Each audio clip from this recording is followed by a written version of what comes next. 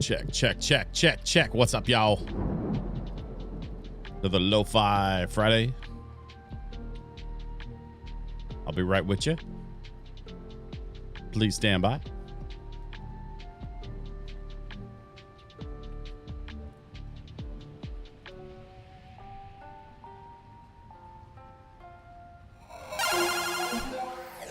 Hey, there we are. What's up? How we doing today? I'm in a good mood. My ankle's feeling a little better. My ankle's been sore all week, and I have absolutely no idea why. But it's starting to feel a little better, so that's good. And just in time, too, because I got a tabling event tomorrow. The nice thing is I'm just going to be sitting at a table selling some records. Like, I don't have to actually perform tomorrow. So, you know, it's a lot better for me when I got a sore ankle or whatever, that I don't have to actually, like, be on said ankle.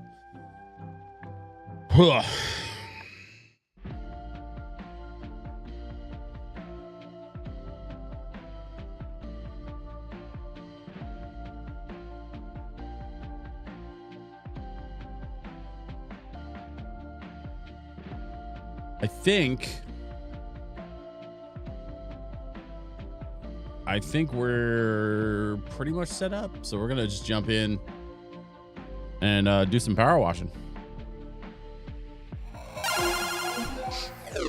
There we go. Yeah. Time to power wash some stuff. First, we got to pet the kitties. Hello, kitties.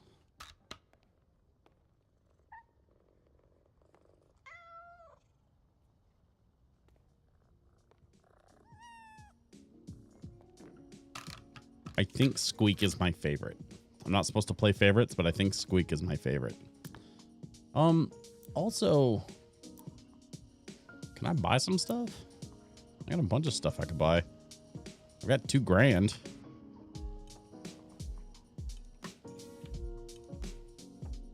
Futuristic shelving and a piano and a guitar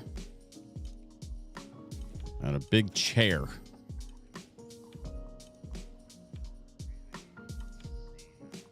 And a matching chair to go with the couch.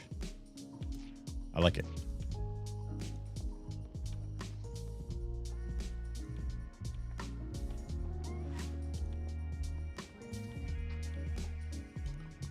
Let's go with the chair. Oh, we gotta wash it first.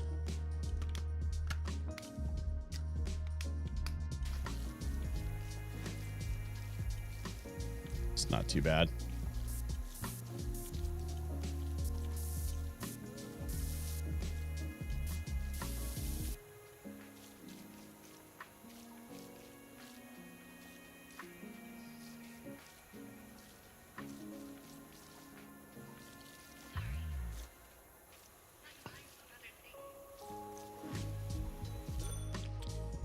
There we are.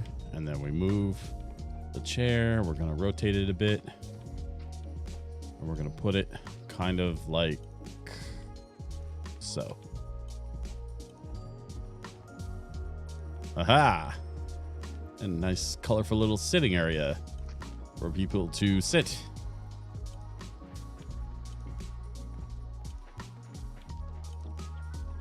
The end. All right, what about like a piano?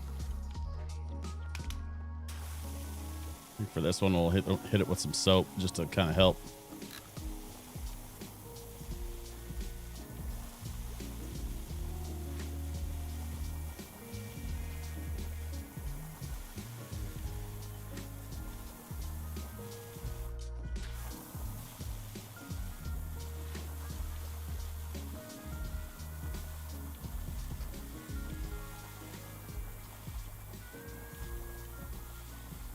Yeah, nice and soapy. And then we just spray it all down. This piano is going to look so black and shiny by the time I'm done with it.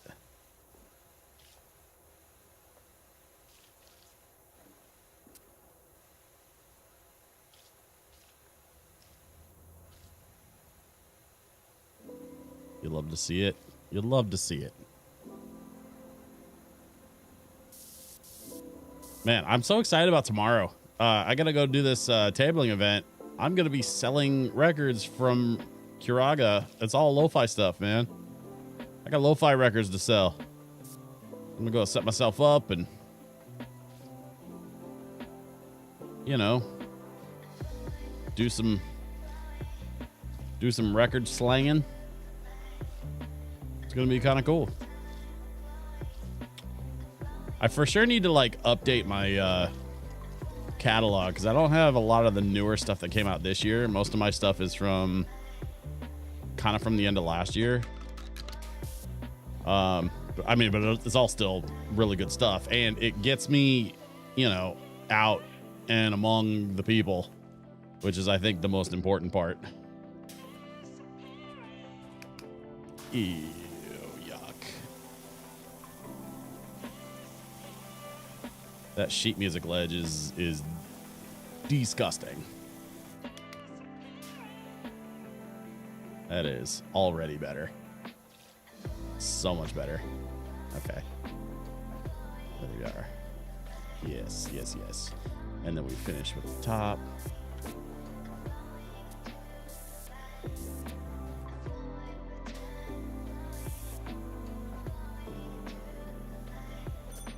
Aha.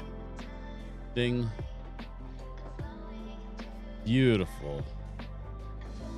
Dark wood, you know. Oh, we're gonna go like that.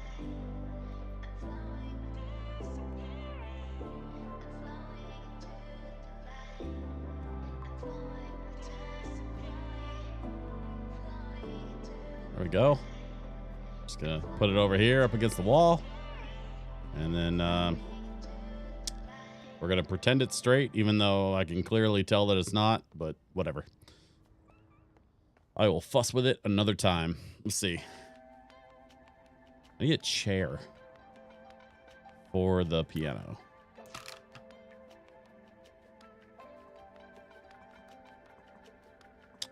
Let's do this chair. That is a terrible piano chair, actually. Oh well. We're still gonna wash it off. And we're gonna put it, maybe we'll put this next to the piano.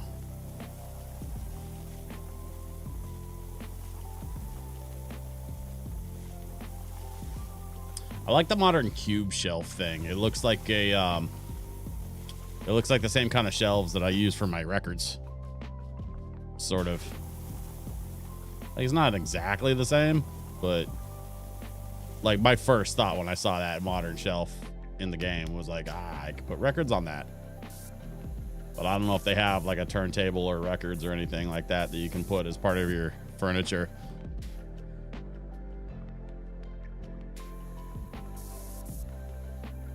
Jay Shorn up into Twitch. What's up, my dude? Finally figured unmute site. What do you mean unmute site? Did you have me muted? Is that why I haven't seen you in a minute? It's because you had me muted? What did I do? Twitch was muted. How dare you?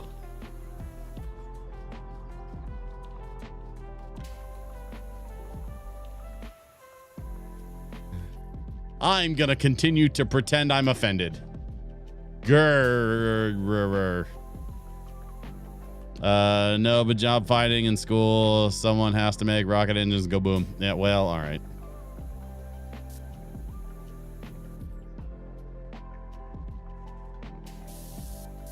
So I have to get like under this thing? Like, why is it?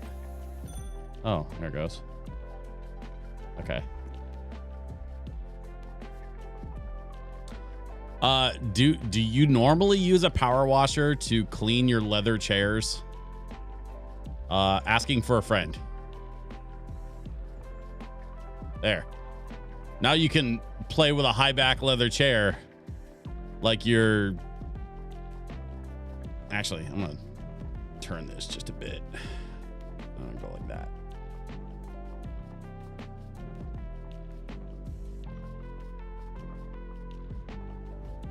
There we go.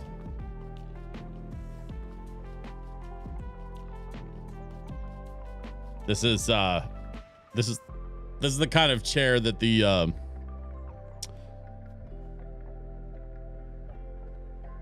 what's his name? The Phantom of the Opera. This is giving like Phantom of the Opera. Just dark and brooding piano chair. All right, I'm gonna stop messing around with the furniture. We got jobs to do. Somebody's got to pay for all this furniture. Go gadget jobs. What do we got next? Airship. We're gonna clean the airship. Jay Shorn, it's so good to see you, my dude. I'm glad you're around and hanging out. Go gadget, cash money, Snowhole. What's up, my guy? Yeah, cash money is good. We do like money around here. Money is better than not money when it comes to running a business. There is such a thing as too much money. But there also is such a thing as too little money.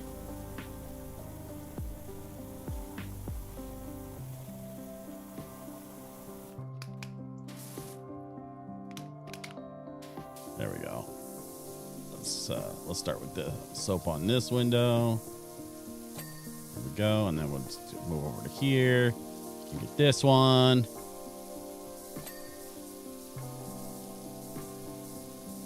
I was a little late getting started tonight. I don't think I started till a couple minutes after 7, which is my bad.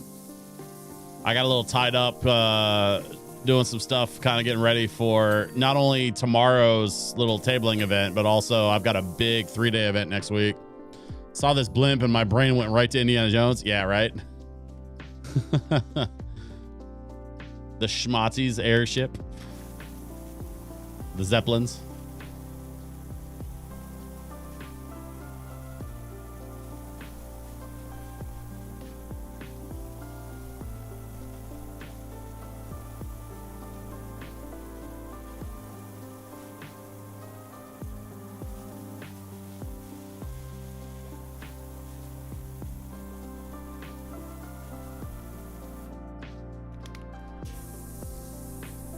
I mean, we still have, we've got like the Goodyear blimp and stuff. Like, it's not like airships have completely gone by the wayside. There just aren't many of them out there. Especially the Hindenburg was like full of helium, which turns out a very bad idea. The NASCAR blimp. Yeah.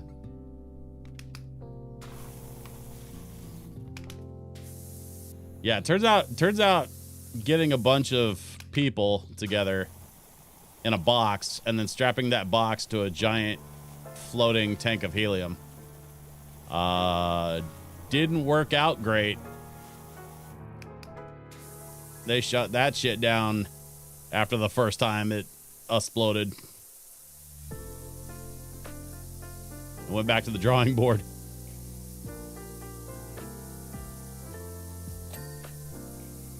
They let me play with Liquid O2.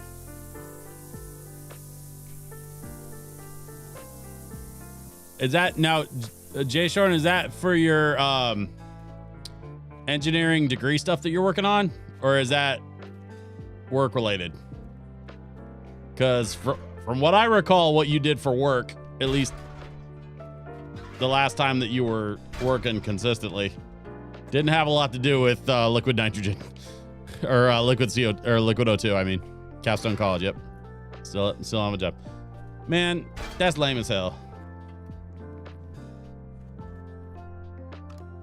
I mean, it's lame that you don't have a job, like, because you had that one job that you had for a long time. But hey, if you're onto your capstone, that means you're almost done. And that's a good thing. I'm glad to hear you're getting along with your school stuff. Hopefully it'll mean something, for you in the near future. Once you finish that program. Done in June. Hey, attaboy.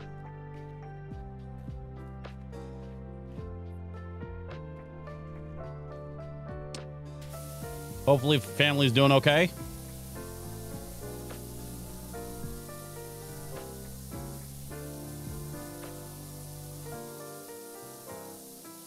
Tell wifey I said hello.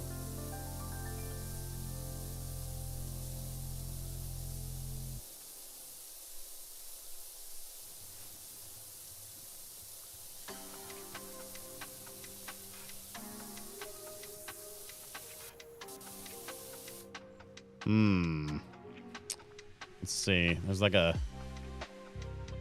this back side of this foot railing. Shit.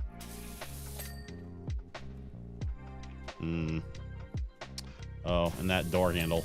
Okay, got that. How am I gonna get this railing?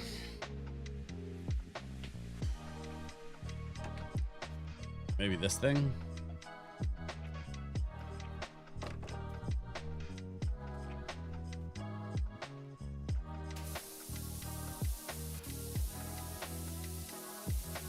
That seems to be working.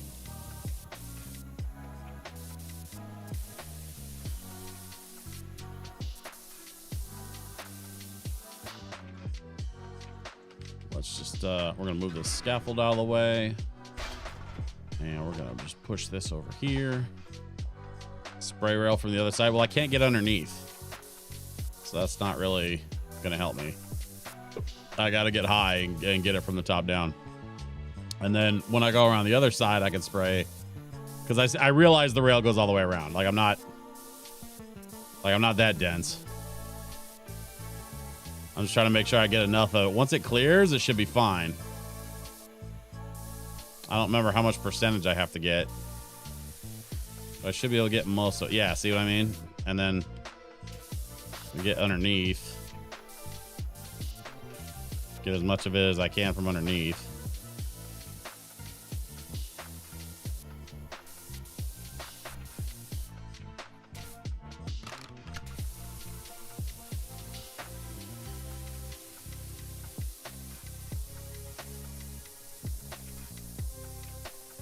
I mean, this game's not about being perfect. It's just about getting good enough to get it cleared.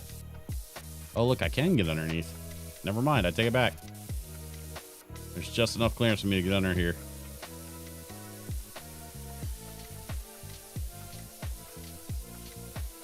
Ah, there we go. All right. Okay. I had an emergency lo-fi listening session yesterday morning. So, how does that work, Snowhole? You had an emergency lo-fi session? Like what kind of emergency necessitates the requirement of lo-fi? The mall was testing Christmas music? Okay.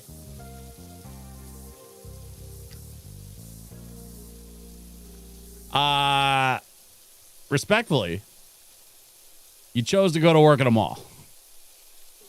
So that, yeah, the whole Christmas time at the mall thing. I mean, look, man, I did retail for a few years. I understand the trauma that is Mariah Carey on repeat. Like, I get it. I just, you know, at some point you have to take responsibility for your own decisions. Mall retail has its upsides, certainly, but it does have a couple of caveats.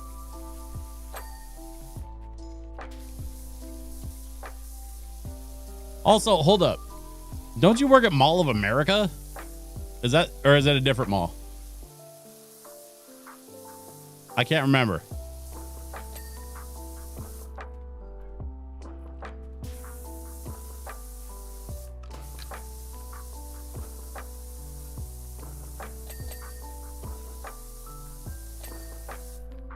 Decision 1, yanks out holiday music playing device. Gets paraded in my honor. Yeah, I work at Mall of America. Okay. So in my brain, because Mall of America is so big, I believe that means that their sound distribution system is probably also very big. not on like a theme park or another large scale audio venue with a passive audio system. I mean, shit. Not long after I got into doing professional sound work, I started clocking all the speakers at my local mall. Clackamas Town Center here in the Portland area is nowhere near the size of Mall of America. Don't get me wrong. Not even close. But it's still a mall. Like, we still have stores and shit. Like, it's a much larger than average shopping venue.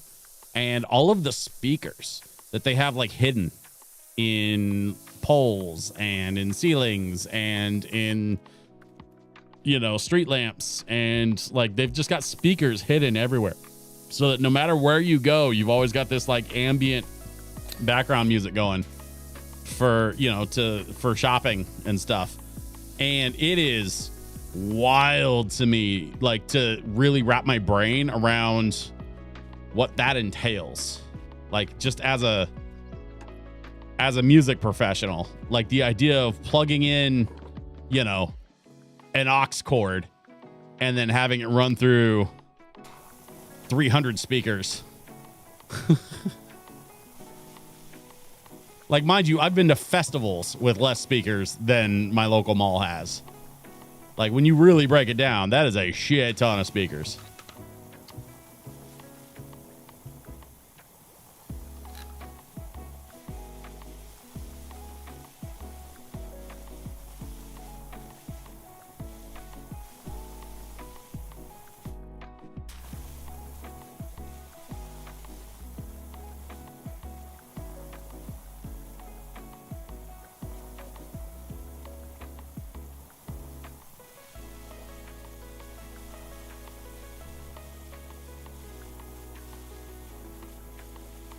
In fact, that's an interesting idea for like a YouTube project.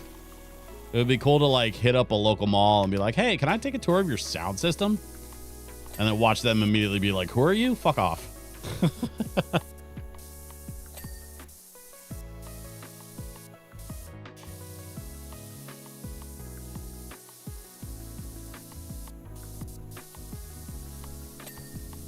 God, my first 2 real jobs were at my local mall. I was a DJ at the ice rink for my first like paid DJ thing for like 3 or 4 months in the summer of 2000. And then I left that job because I was spending more time mopping floors than I was in the DJ booth, so I wasn't like really feeling it. So I left that job and went to work with a buddy of mine selling computers at Sears. There's also speakers everywhere for not just music, but also for the mall's emergency broadcast system. Yeah, I know. I mean, I know that. It kind of serves double duty, right? Like, they play background music, and then if something like truly crazy happens, then they can fire up the microphone and be like, all right, everybody out. Or, however that works. I've had to be that guy too at like conventions and stuff. Convention is now closed. Please make your way to the exits. Thank you for coming. You're done now. Go by. Go by. Yes, that's what I meant to say. Yeah, no, it's interesting that I kind of had like when I was 16 back in the summer of 2000, I was working my first couple of jobs at the local mall, and then eventually I just kind of moved on, got other gigs, picked up other work elsewhere, like other DJ work and stuff for sure, but like I was definitely trying to keep busy.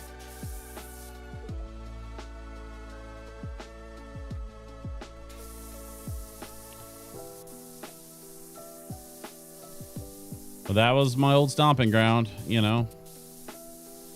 I was very much a 90s, you know, late 90s, early 2000s mall rat. Just hanging out at the mall whenever I got a chance. Even when I wasn't working there anymore, I would still go back and hang out. Like, I think I took a little while to kind of go back there. Just because a lot of my interests were elsewhere. But I did eventually go back and start hanging out at the mall again. I got fired by, you know, from a dumbass Sears store for a very dumbass reason, by the way.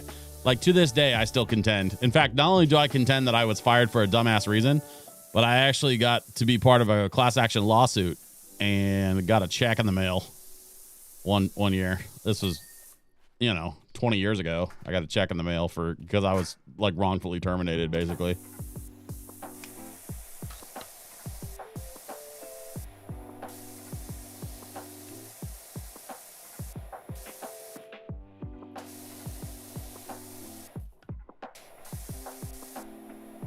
Which I remember when I got fired.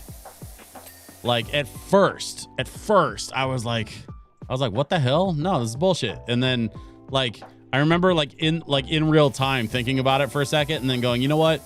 Can I just call my dad? I just need to get picked up. And then on my way out the door, I remember thinking, like, the security guy was like trying to be nice about it, and I was like, all right, man, see you never. I'm out of here.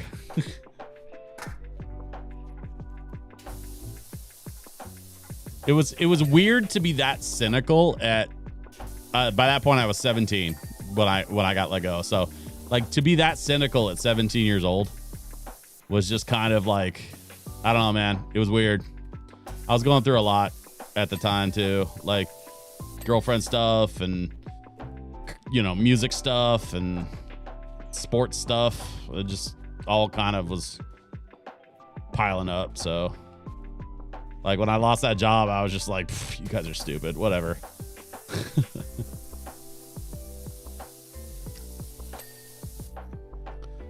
Mall and Sears are still fighting over the space they have at Mall of America. Oh, really? What's the fight about? I wonder.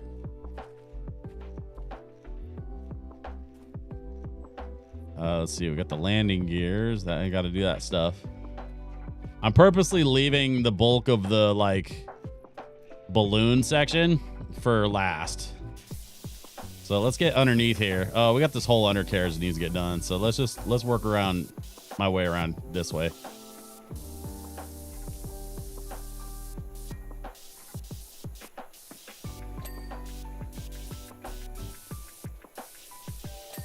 There we go.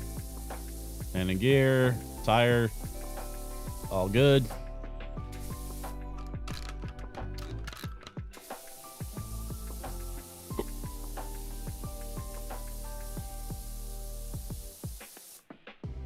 When the mall opened, Sears got them to agree to a 100-year lease for $1 a year.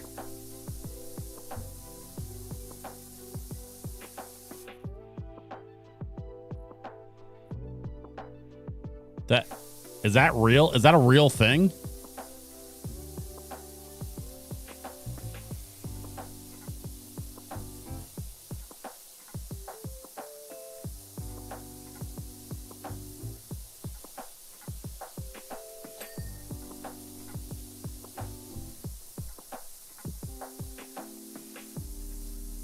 Part of the case made it to the Supreme Court.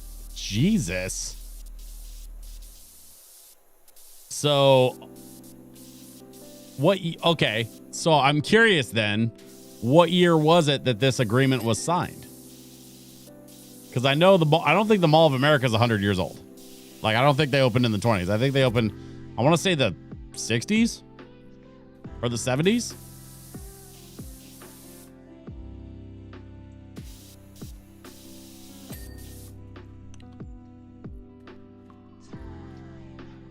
I feel like the Mall of America is newer than the 1920s. And if I'm wrong about that, I would love to know when that damn mall opened. August 11th, 1992. Oh, okay. So hold up. 92. Was that the year Clinton won the election against Bush Sr.?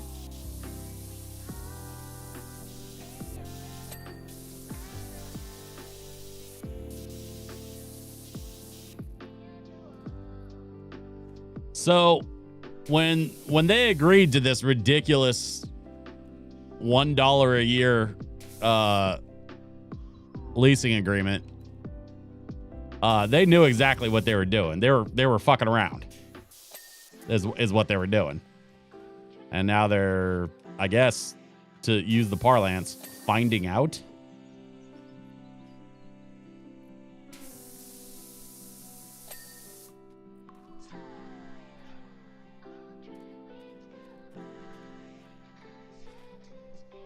Come on. There we go. Okay, we got that. We got that. Got all of that stuff. Landing gear is good. I don't see anything on the undercarriage, so I think the undercarriage is all clear. I don't see anything on the landing gears. So now we get to climb the big tower.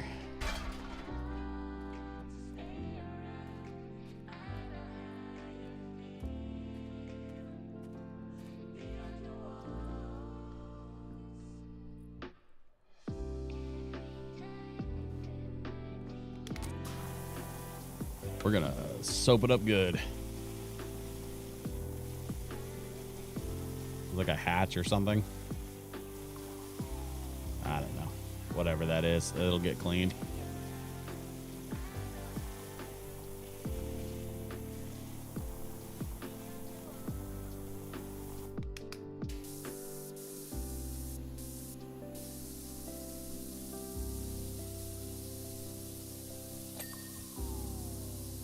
There we go. The oh shit hatch. I mean, maybe. I don't know. Is that where you would put is that where you put an oh shit hatch on an airship like this? I would think it would be like more on the bottom. You know, so you can jump out or something. Like I wouldn't want to go through the helium to get to the oh shit hatch.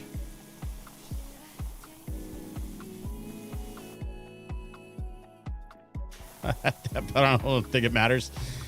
Fair. That is a fair assessment. Also part of the reason why these are not more popular.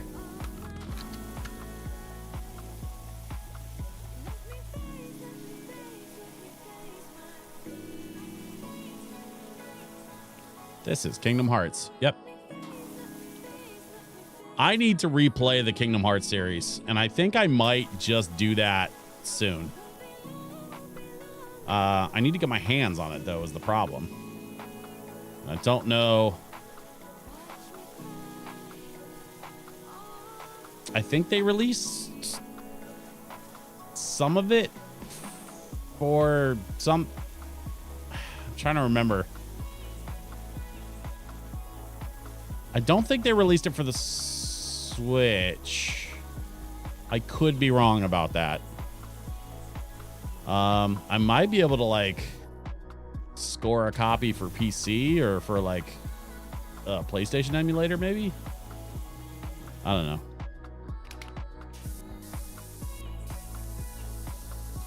I mean, ideally, I'd like to find a copy for Switch, but I have no idea if they released it for Switch, and I'm not going to bother looking it up right now. But I do remember I played the first two numbered Kingdom Hearts games, and then I also had the one on the Game Boy Advance. What was that called? Chain of Memories? Yeah, Chain of Memories. Where you had like the deck of cards, and you would like draw the deck of cards to make your attack, to like do your attack strategy stuff. It was kind of a weird system, but it worked for what it was. Like I got used to it. Okay, this is done.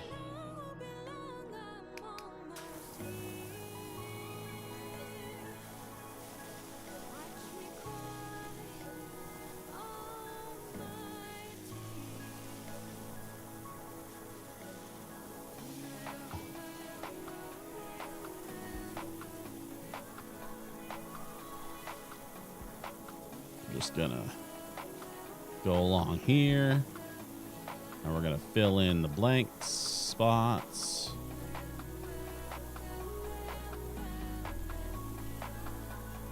Hey, somebody look that up for me. Did they ever release any of the Kingdom Hearts stuff on Switch?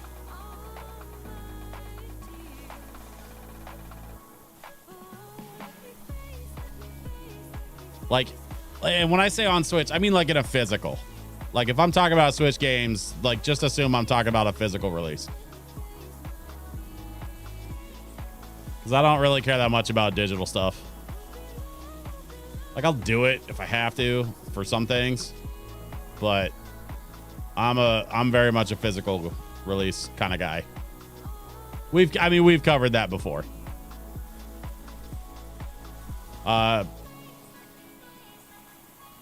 Assuming I have the opportunity, I would absolutely love to get my hands on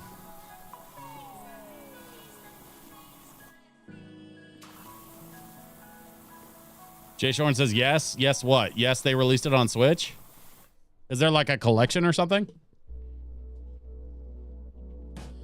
I hope that it wasn't a collection available like through limited run or something.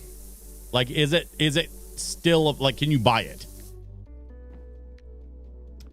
Version 1.5 streaming on the cloud service? Hold up. What do you mean cloud service? You talk about, you talk about on wait, on Nintendo Online?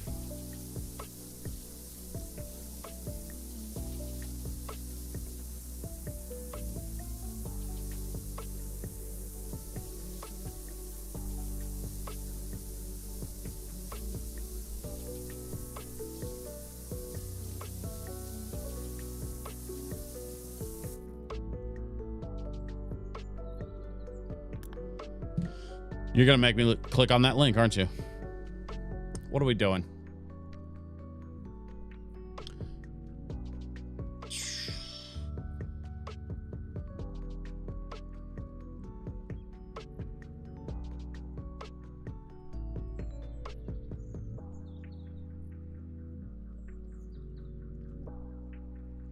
Kingdom Hearts series for Nintendo Switch Cloud version trailer. Stay tuned for more Kingdom Hearts 20th anniversary information coming soon.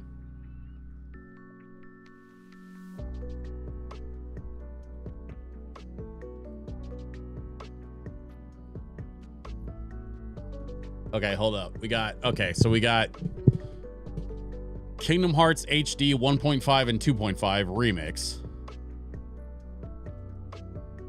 6 unforgettable Kingdom Hearts experiences. Kingdom Hearts Final Mix, Kingdom Hearts Rechain of Memories, Kingdom Hearts 358/2 Days, Kingdom Hearts 2 Final Mix, Kingdom Hearts Birth by Sleep Final Mix, Kingdom Hearts Recoded, HD Remastered Cinematics. Okay. And then we have Kingdom Hearts HD 2.8, which is Dream Drop Distance HD. Kingdom Hearts X back cover movie, a new HD movie that tells the mysterious story of the foretellers of the, and then Kingdom Hearts 0.2 Birth by Sleep, a brand new episode that links to Kingdom Hearts 3. And then separately you have Kingdom Hearts 3. Wait, hold on.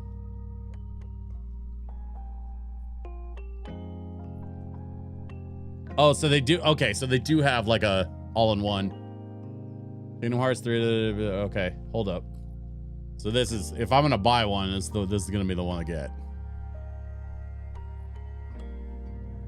And it says buy now. You can only buy it digitally. And it's $36 until the 19th.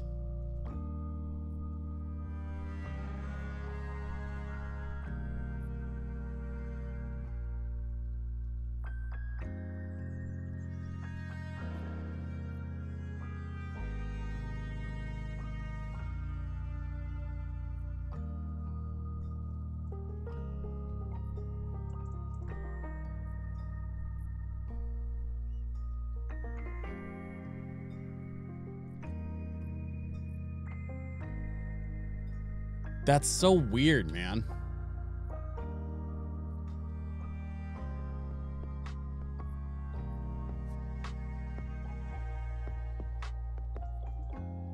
Wait, what's Melody of Memory? Is that a... Hold up. Experience the music of Kingdom Hearts like never before. Melody of Memory features 20 plus characters, 140 plus music tracks, and online versus play as familiar faces from the Hearts series, including Disney guest characters.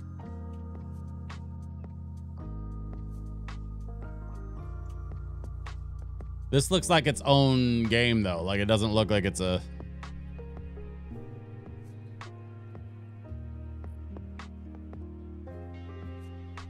I found it because I found a European release of the Switch game Kingdom Hearts Melody of Memory. It's like $30. Oh, hold up.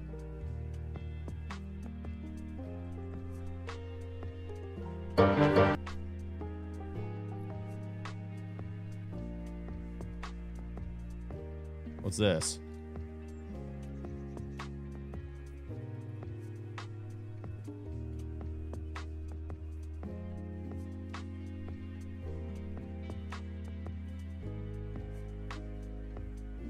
Stand by.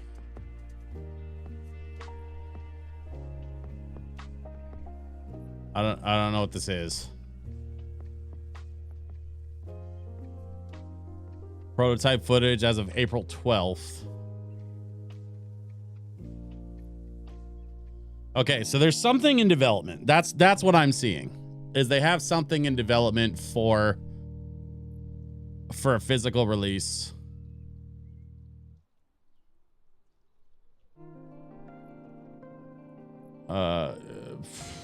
Yeah, okay. But there's nothing definitive about like a like when it's gonna be released and whatnot. Oh, this is so obnoxious, man.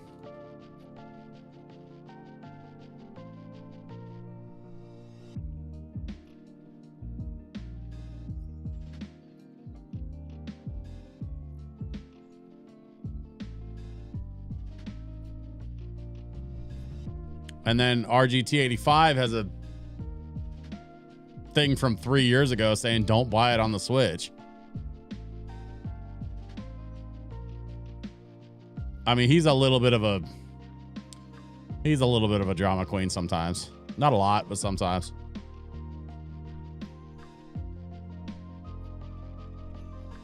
I don't know. Whatever. I'm getting completely sidetracked by all this shit. I think we need to get back to doing some power washing.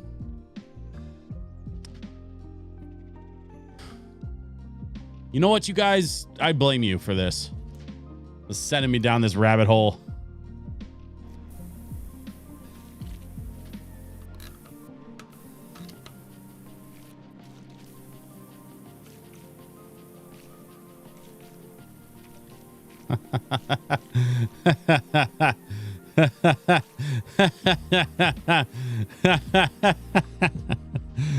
You know what, Snowhole and Jay Sharn, your response of I didn't do it and you're welcome is exactly what I expected from both of you. That's worth a chuckle and a half. Thanks, boys. I appreciate that.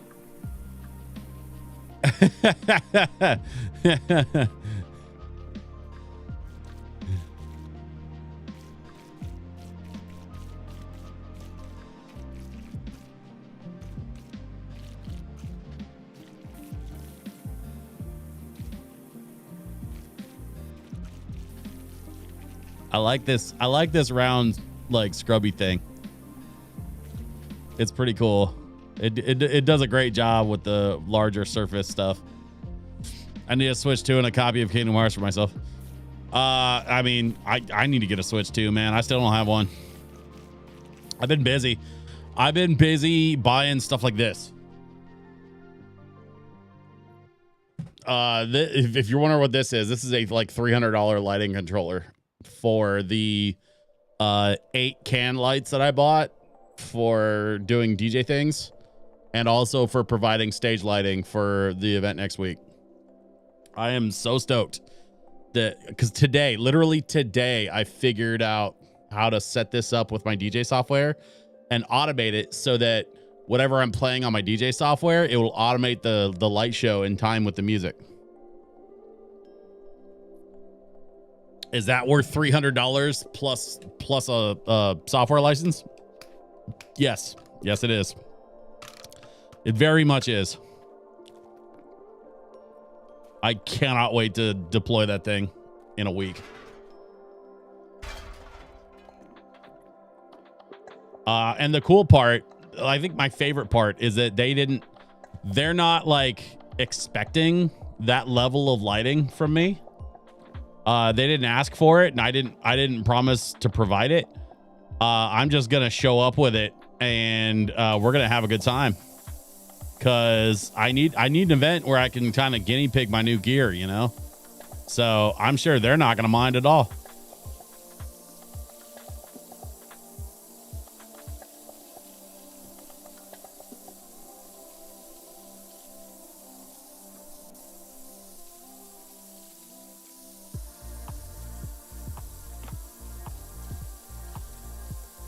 There are 4 lights.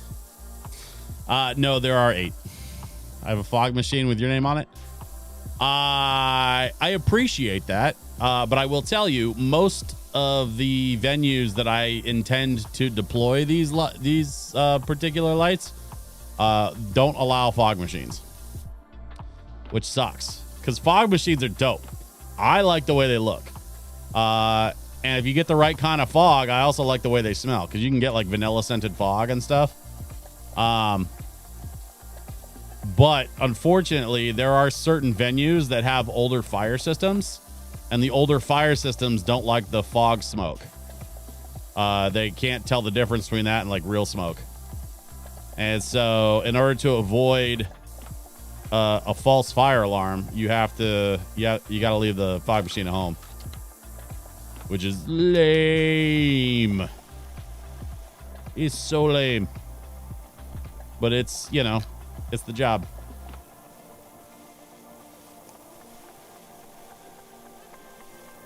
What's wild is I never thought I was going to own a full light show. Because I'm generally speaking, I'm not usually that DJ. Like I'm usually the guy that gets hired to come in and play clubs or play bigger, like, you know, like higher level events. But having a small light show that I can deploy for corporate gigs and stuff is proving to be a very good decision. Because lights last a long time. They don't take a lot of abuse because they're usually just up on a tree or up on a truss or something. And although I don't have a truss, but like these are the kinds of lights that you would normally put on a truss. And then people don't fuck with them because they're up off the ground.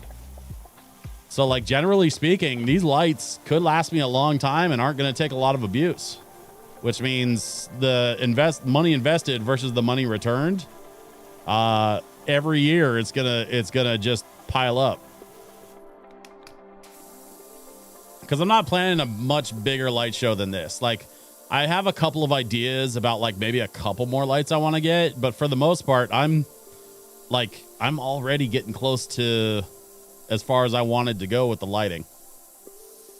The lights that I have right now are really good, kind of like do everything lights. They're basic par lights, but with modern LEDs. And they do red, green, blue, white, amber, and UV. So they kind of fit all the requirements as far as like color mixing and a nice, wide range of utility there. I know this is kind of boring stuff. You guys probably don't want to hear me nerd out about DJ lights all night long. I'm excited about it though. Because it's new to me. It's new gear. It's a new setup for me. It's new stuff that's going to help sort of amp up my visual presentation.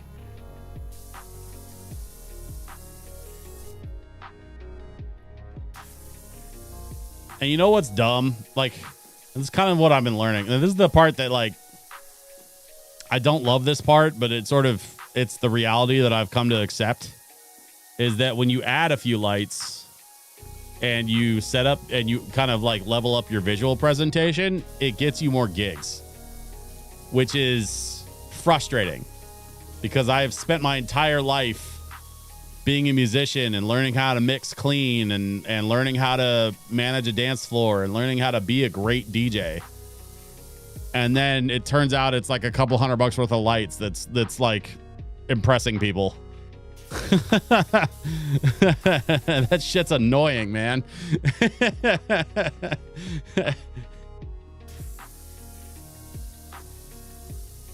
Well, whatever. I'm excited about my new lights, and I'm excited about my new lighting controller. This new lighting controller and the software that it uses, the software connects directly to the DJ software I use. So like, man, I'm so stoked to play around with all the like built-in automation stuff and just, you know, enjoy the sort of hands-free operation of an automated light show.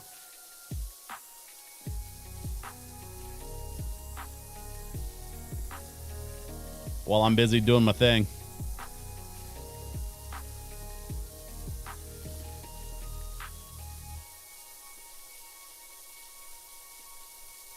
I don't even think. See, here's the thing. I was trying to confirm with Yule Ball what our AV is going to look like this year, and make sure that, like, because I have it on my schedule.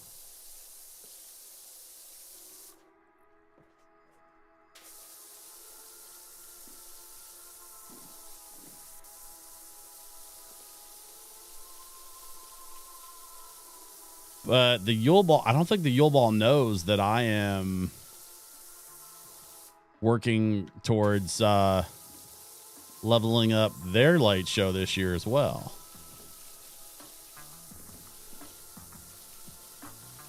Because the show that I have set up for my event next week, it's going to be part like stage lighting and then part, you know, DJ party. And I think it'll be really cool when I get a chance to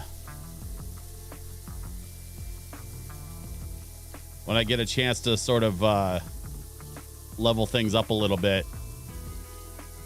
It'll be a nice surprise for them, because I've been with the Yule Ball for a long time at this point.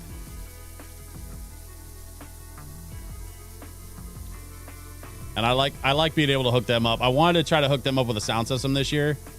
I couldn't quite make it happen.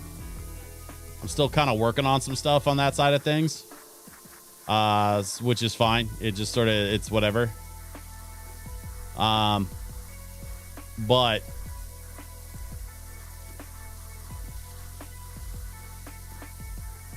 once I get my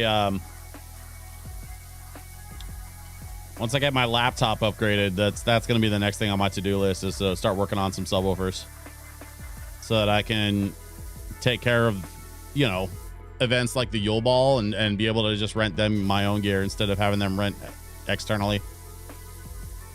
Because I don't quite have enough sound system for a bigger event like that. My stuff's all for smaller rooms and like medium-sized stuff. For like big stage performances, I still have to rent out, which sucks. I have the right speakers. I just need the right subs to go with those speakers. And then I'd be able to sort of take over managing on the sound. It just you know, just got to be patient. And I got to book a few more gigs, make some more money. With this new lighting rig, I mean, I might be able to charge a little more for what I'm doing too, so that'll be helpful to be able to offer that as an option.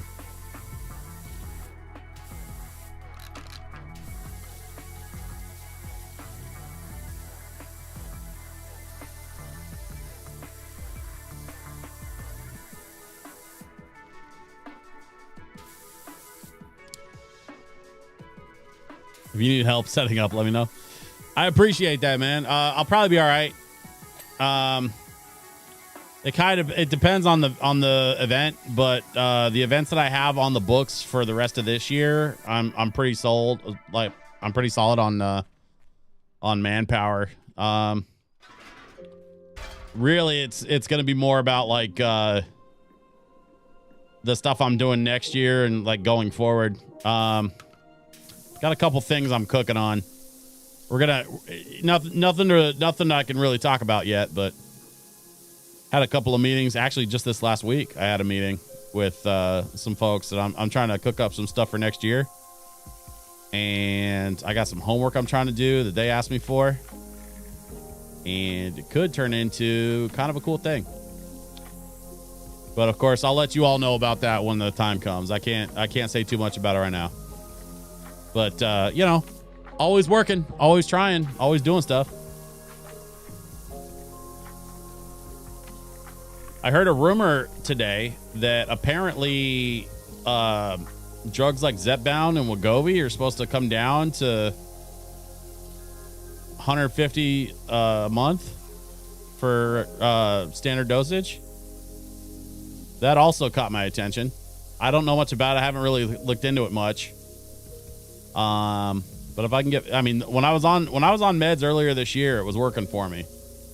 And that was one of the things that I thought about was like, you know, going into this Christmas season and going into next year, if I might be able to set up something where I could get back on those meds.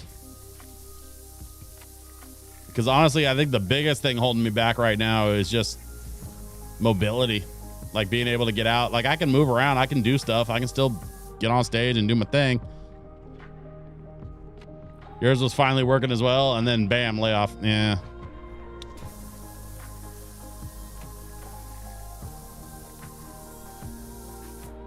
Sorry, man. I mean, that's kind of what happened to me too. I was doing a thing, and then I wasn't.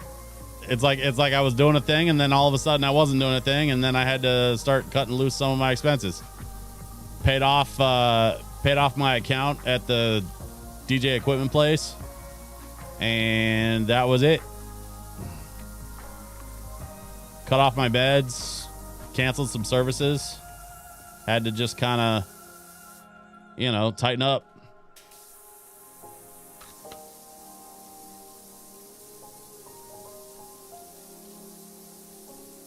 But, you know, temporary setback.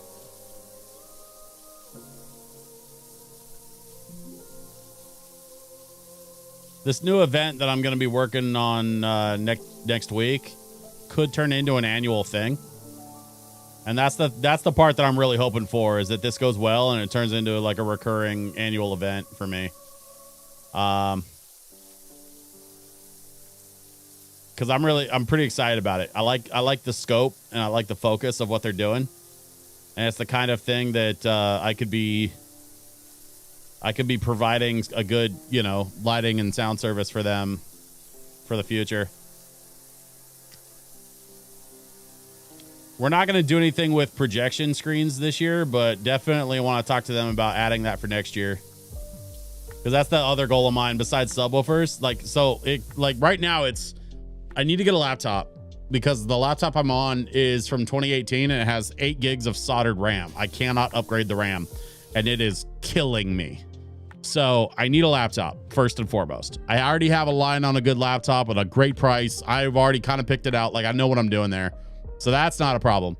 But then after the laptop, the next step is subwoofers, because I need subwoofers to be able to round out my sound system and start offering better sound for bigger gigs. Once that's accomplished, then the third step is a projection screen. And I have some ideas of some ways to automate some of the lighting to match the projection screen. But first I need to get the projector and I need to set up the screen. I've already got some TVs and stuff that I've been playing around with, but I need to go bigger. And I think projection screen is going to be the way to go. Transporting a big TV is a pain in the ass because you have to have a big enough rig. And I've got a minivan, so the TV can only be so big to fit in the minivan, along with, you know, the aforementioned subwoofers and all my other gear. So, probably going to have to go projector screen. But modern laser projectors are a lot cheaper than they used to be. I'm looking at probably, you know, $600-700 for a good laser projector. And then I just need a decent screen that I can deploy to match it. Let's see. Is this? Oh yeah, we're getting it. We're getting it. Almost there. Yep.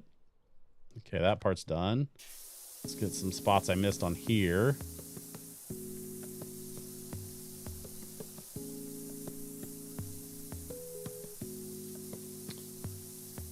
So for next year, I definitely have some bigger events in the works. But I also have some lo-fi stuff in the works, which I, again, can't talk too much about stuff that just isn't happening yet. You know what I mean? Like it's not, you guys know I got a relationship with Curaga Records. That's no big secret to anybody. But we're working on some ideas and some things that we want to do for next year. And I want to put it out there in the world because, like, I don't know what that's going to look like when it's all said and done. Just know that we're talking about some stuff. We're always talking about stuff.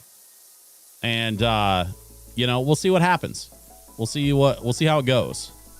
But that's another thing kind of in my, I guess, wheelhouse that I've been working on.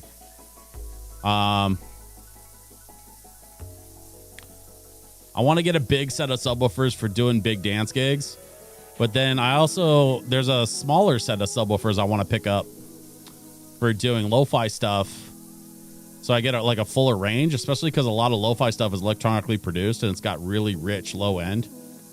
And so it's not about thumping people in the chest necessarily. It's more about just having good, clean, full range. Get that thing moving along, Curaga. I miss my lo-fi getaways. Well, yeah, the lo-fi parties, that's on me. I can't put that on Curaga. That's me. I've been just busy. Honestly, the last few months, I haven't really been able to put any lo-fi stuff together because I've just been slammed. And honestly, at this point, I'm kind of slammed through the rest of the year. I've got stuff going on all through November and into the first half of December. I've got a corporate event on the 12th, which is a Friday. I've got the Yule Ball on the 13th. I'm pretty sure I have the Yule Ball. I need to confirm with them, but they haven't told me otherwise.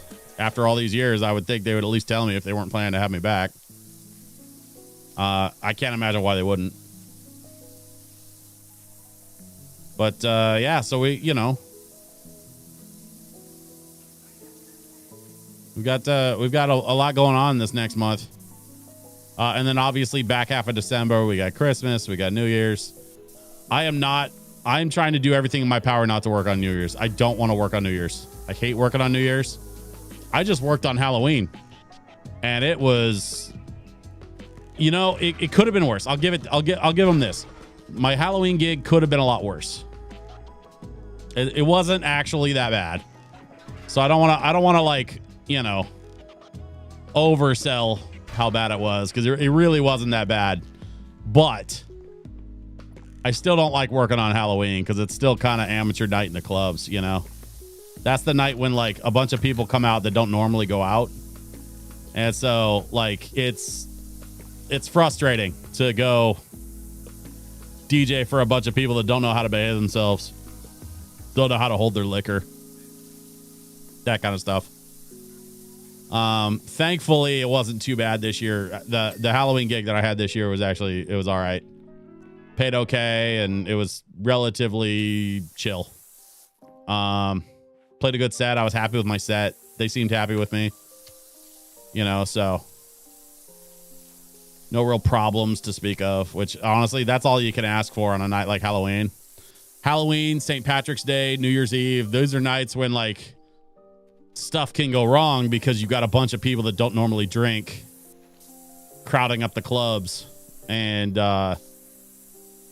most of the clubbing problems I've had over the years have been on one of those nights. We call them amateur nights.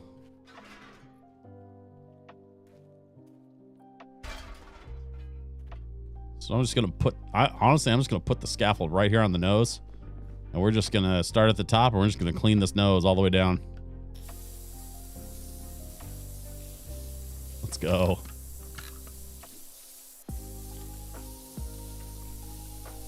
Can I just get the whole cap? Is that? No, it's not going to let me. Okay, whatever.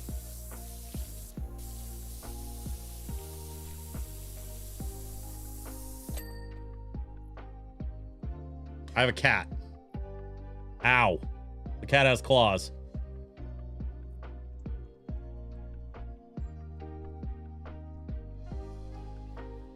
Are you gonna try to put him down on me again, or? No, I just showing him. Okay. Well, you're off camera, so thank you for that. My wife and my cat, everyone.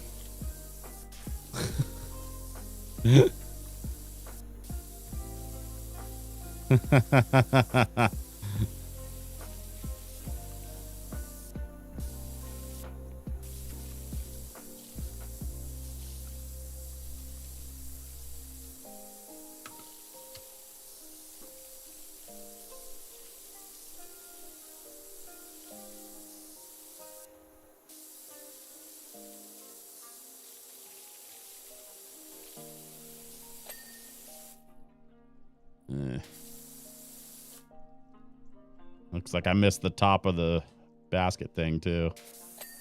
I got that thing though. Was that like a tie down? Or whatever that was?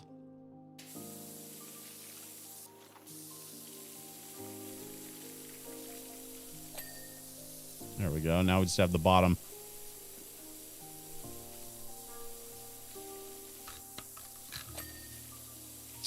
Okay, there's the front cap piece. It's weird that they made that all one piece, but whatever.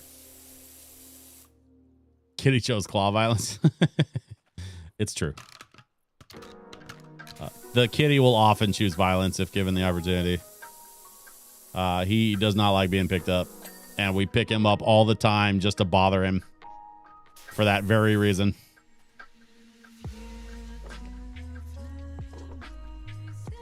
Honestly, we probably wouldn't even pick him up that much if he didn't hate it so much. It's just really funny to piss off the cat.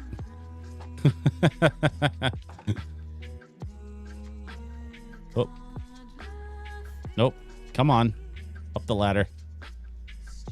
There we go. Oh, thanks. Oh. I just got handed tea. I love a nice tea. I love an iced tea, but I love a nice tea as well.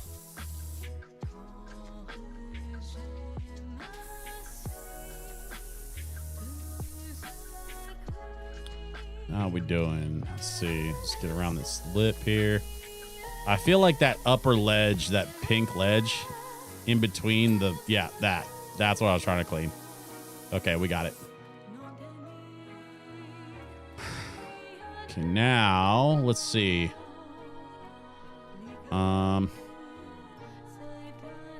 Did I get this side? Well, no, I guess I didn't.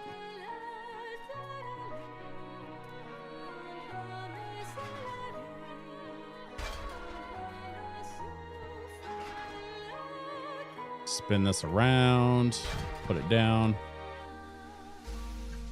I think we got to move this ladder out of the way. And then we're going to just scooch this just a little closer. Nope, too close. Okay, there we go. What flavor of tea? I don't know. I think it's chai with a little milk. I spun this backwards. Hang on.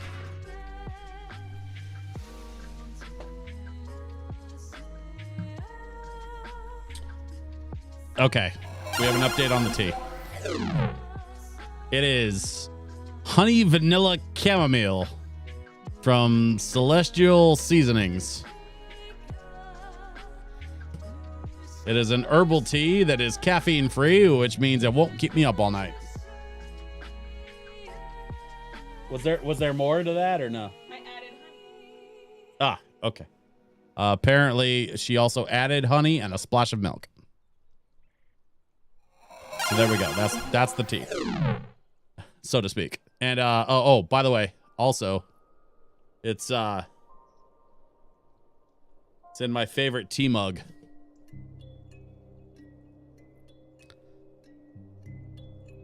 I find your lack of caffeine disturbing.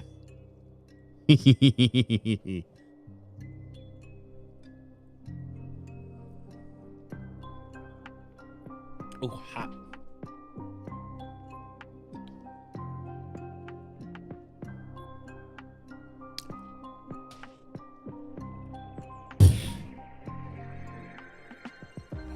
Okay.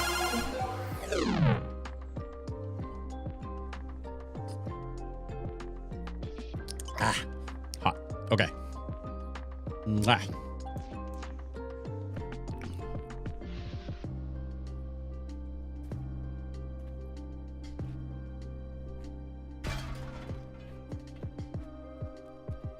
Get it nice and close so we can get up here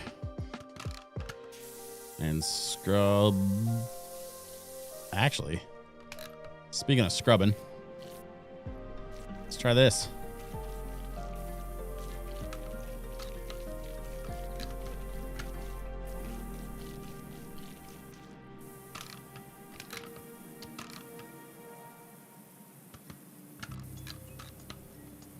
Wait.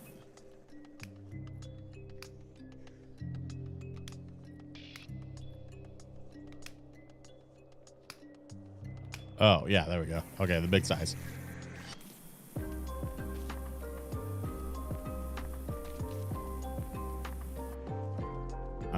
I feel like maybe we're not high in.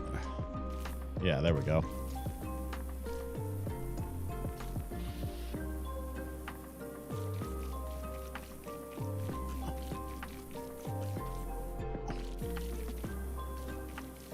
I need this to be longer. What am I missing?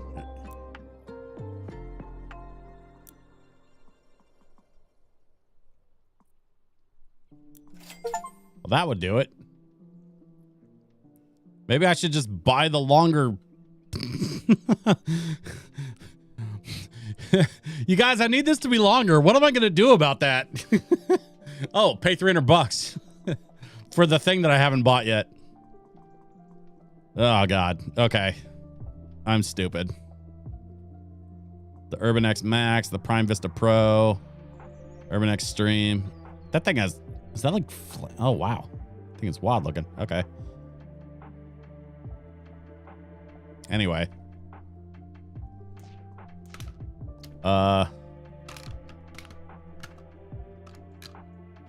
Yeah, there we go.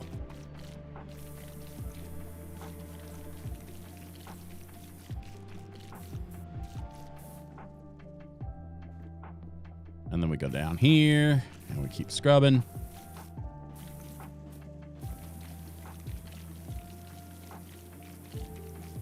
I like that this thing like auto extends so that it's always like the right distance or whatever.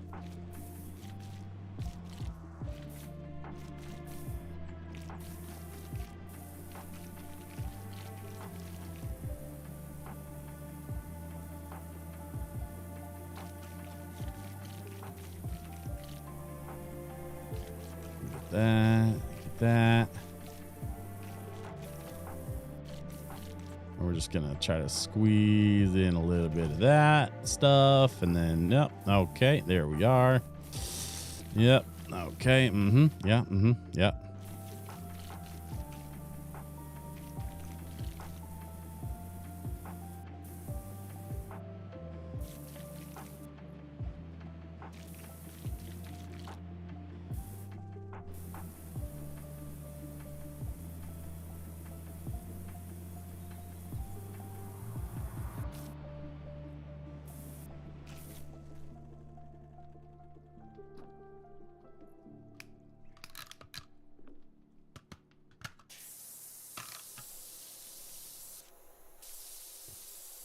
And then we're just gonna kind of finish the rest of this.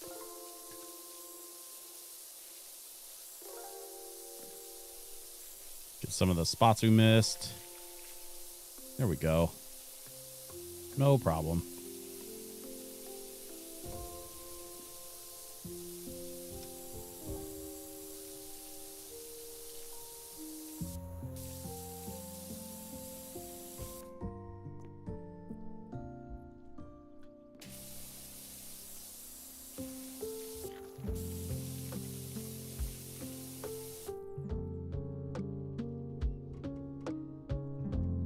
Nothing like a little Tifa's theme.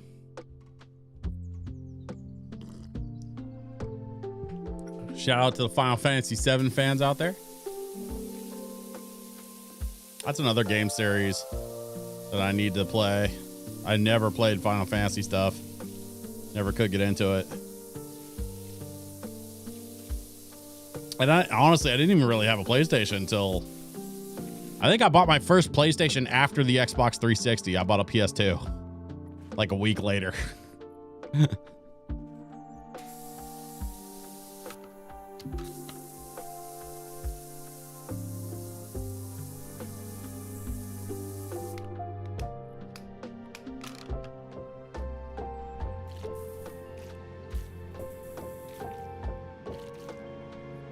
This is actually like perfect. Look at the scrubby. There we go. Scrubby getting all the stuff. It's so thorough. It does such a good job. Look at that. Ding.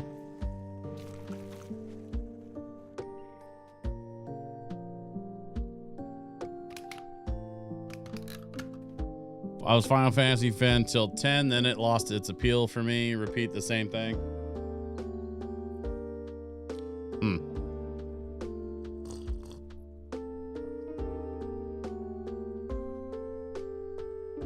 It seems to me, just as somebody like casually observing from, you know, the outside, so to speak, that like, I was fussing around with my camera yesterday, by the way. That's why I'm still trying to put it back where it's supposed to go.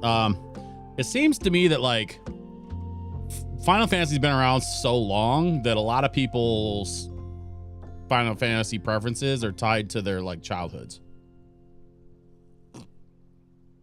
So if you played Final Fantasy VII at a certain time of your life, then like that's the Final Fantasy that you came up on, and that's the Final Fantasy that you love, right? Same thing with Final Fantasy X. If that was your Final Fantasy at a certain time in your life, then like, you know, you gravitate towards that shit. I've heard people say the same shit about Final Fantasy VII as other people said about Final Fantasy X, as other people said about Final Fantasy 15. I heard some people say the same shit about Final Fantasy 3 on the Super Nintendo. So it really just kind of depends on like the person, I guess. And that's one of the cool things about Final Fantasy, is my understanding, is that the games largely don't have a lot to do with each other. Like they're all part of the same series, but you can kind of play whichever one in whatever order, and it doesn't really make too much of a difference. That's what I understand. I haven't played any of them, so I don't know firsthand. But it's kind of one of those things where it's like you can kind of pick up the series wherever, and that ends up being your first Final Fantasy experience, and then your taste sort of gets colored from there, depending on where you're at in life, and you know, all that sort of thing.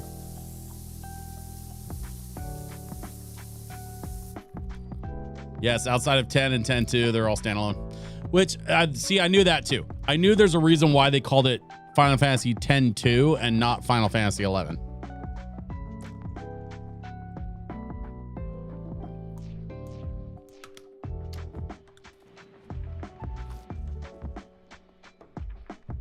Shit.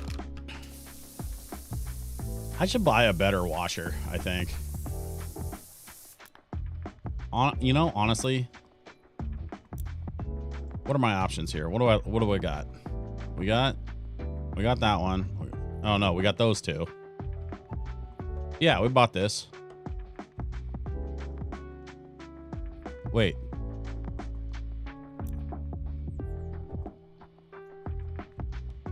Sell? No, I don't want to sell. No, hold up. I'll buy that back. Yeah, what the hell? That was weird. Okay, Prime Vista 2400. No. Urban X2. We don't. Yeah, I guess we do have the cash for a Prime Vista 3000, but let's go with the Urban X2. And then let's get the you know, all the stuff for it. Happy medium. Own a medium duty washer and all of its attachments at the same time. Nice. I unlocked a thing for that. Oh, that's good tea. Okay. So I think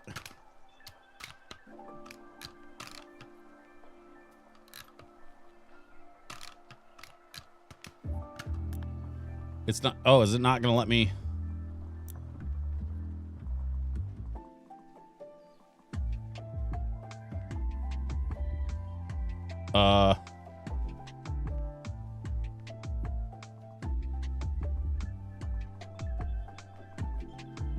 Oh.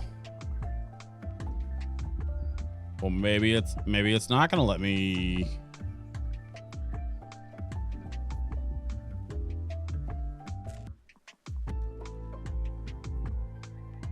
Well, yeah, I've got the Urban X U1.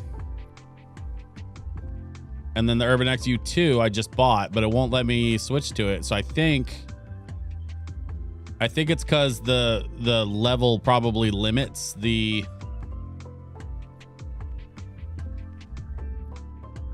Yeah, Urban X U1, Urban X U2. Okay, yeah. Well, shit.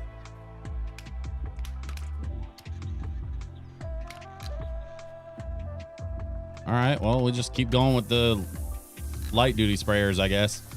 I think it's one of those things where, like, it won't let you use a medium duty sprayer if you're, because it's too high a level for this. Or maybe it's because I haven't finished this level yet. Like, you can go back with the bigger sprayers later. You have to, like, beat them the first time with the regular sprayers. I don't know. Or maybe I bought it, but I can't use it until I go back to my base.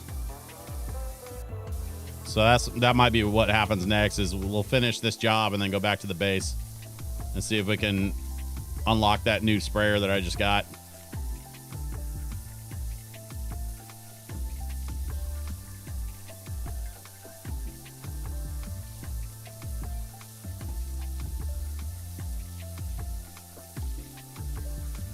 You want me to do a professional job? You got to let me use the professional tools, man. I don't know what to tell you.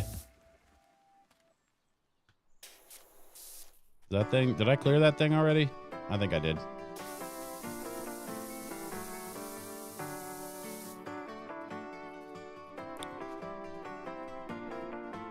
But yet you bought the extender for the rotary. Right, but the rotary is considered light duty. So that unlocked immediately because it's just an accessory for a sprayer that I already had. So that actually makes sense to me. Like, I don't agree with it, but at least it makes sense. Let me buy a sprayer that I can't use. That part doesn't make sense to me.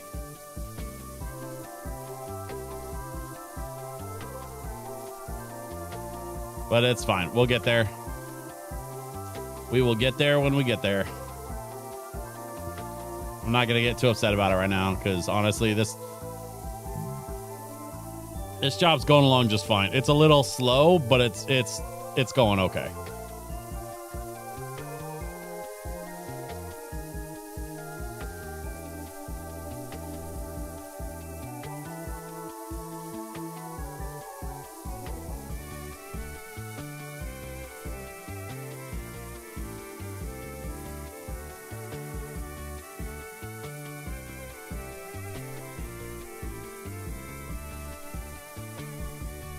I got to get that scaffolding up on the other side so I can get all of that stuff. I'm just kind of trying to finish the silver section, and then I'm going to go back and do the other side of the pink. And then we'll do the tail, and we should be able to call it a day.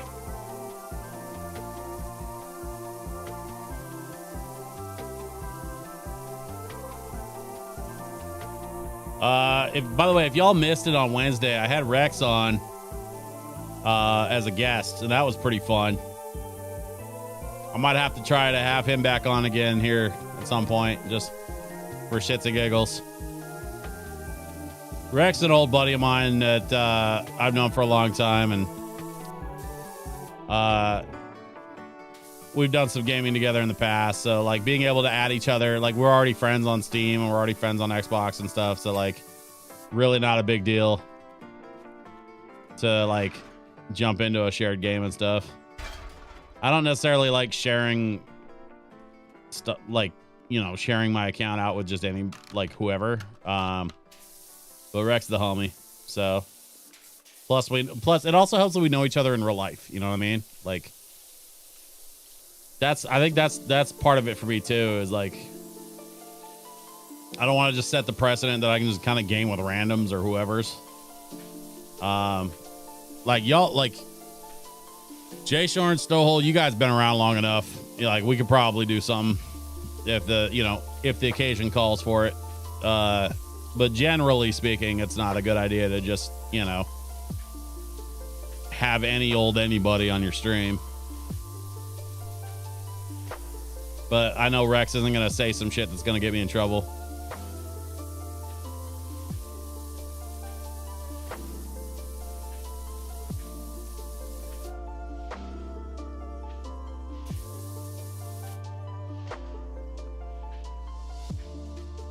Tabletop simulator of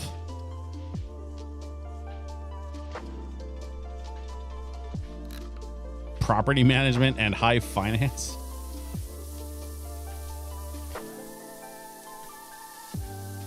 Sure. Why not?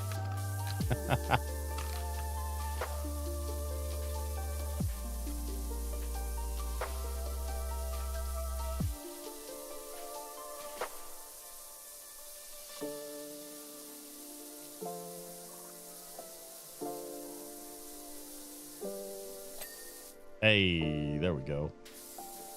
Come on now.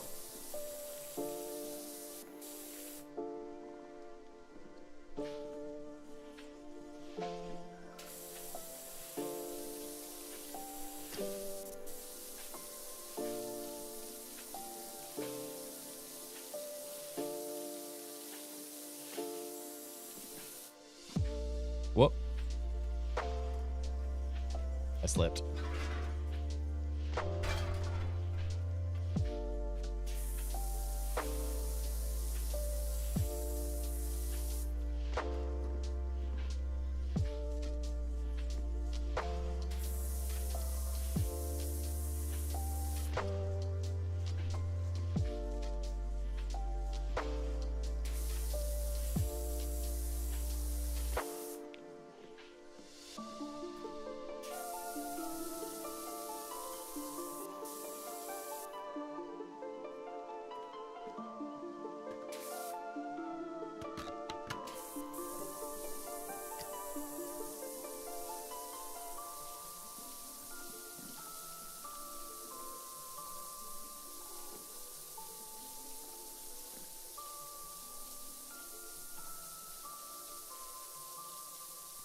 Yeah.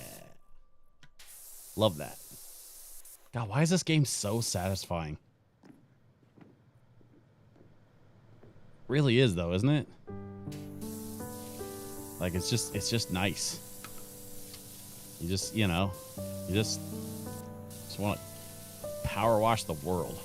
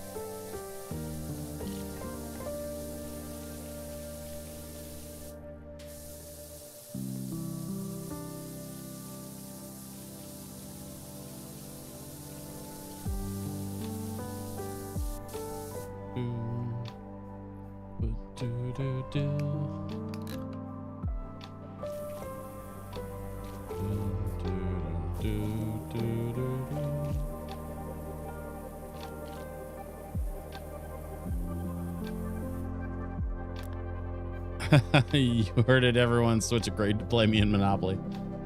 I did no such thing.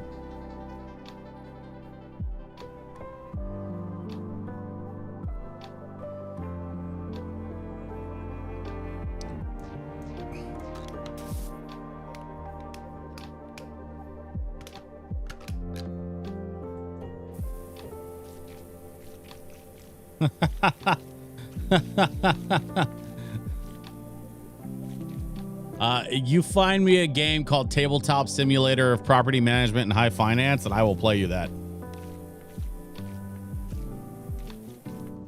But I did not agree to play Monopoly.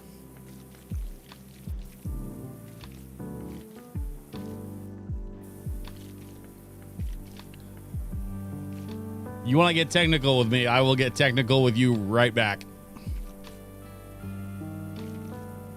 Dwarf mining? We played that game. I like that game. That was a fun game. I kind of miss playing that game, actually.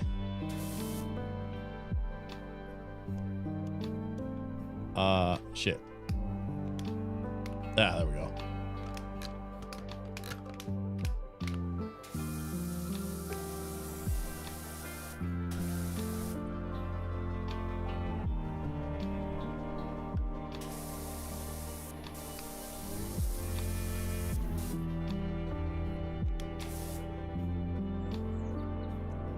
I gotta hit the ladder outside. There we go. This should help me get the rest of this.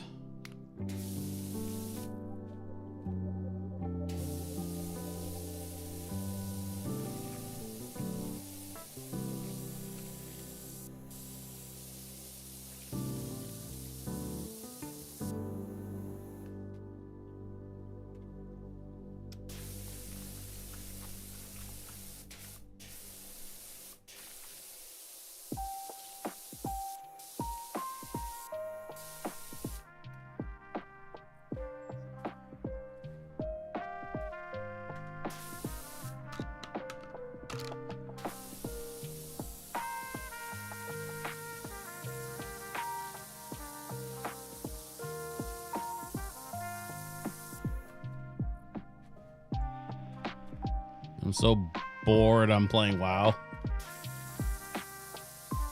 Why would you be bored? We have LoFi and Powerwash Sim.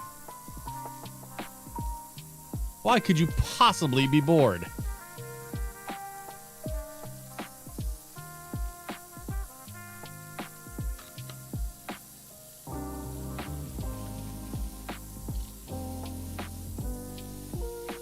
I'm just kidding. We're doing this for the vibes. You play whatever the hell you want.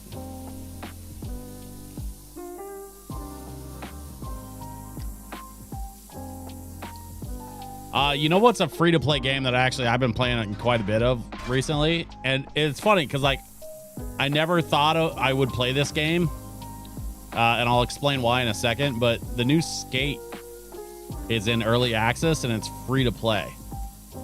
You have to have an EA account, which is shitty. But it doesn't cost anything. And the game's pretty fun. And the only thing that they sell you is like cosmetic shit. Like, you could basically play the entire game without having to spend a dime. Like, everything is free. If you want fun, t-shirts and weird colored shoes and shit, like, I guess you could buy those if you want. But today for November 7th, we got some N7 Mass Effect stuff, which is pretty sick. Let's see. It should be most of the main section of the balloon. Oh, no, I got this back part here. Okay. Oh, no, I guess I missed this part somehow. Shit. There we go. All right, let's get this over here. We can spray down the... that's backwards.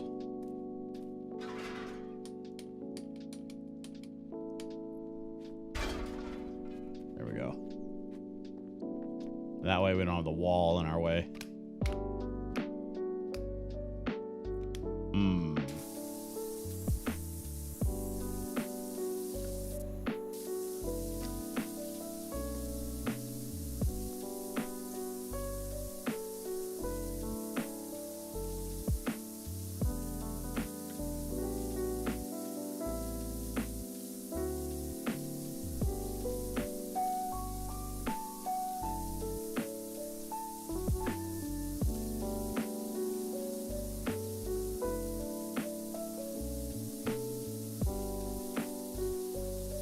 that's nice.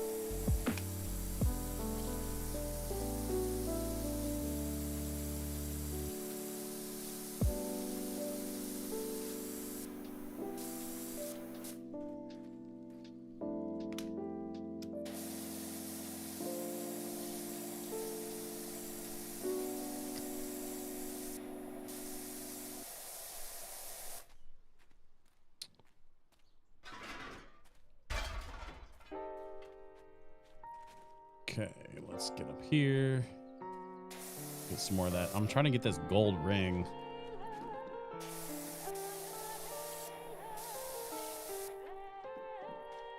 Probably need to jump up on top there. Let's keep going up. That's probably high enough. There we go. Well, since we're up here. Oh, gosh. Let's see.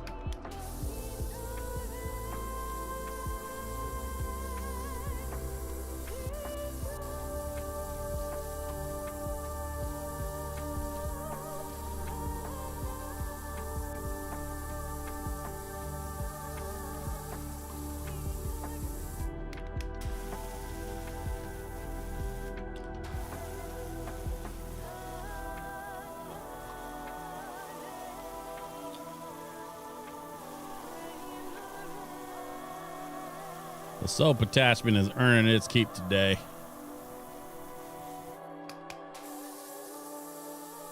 So I think we keep it rolling with the soap. It seems like it's working out pretty good for everybody involved.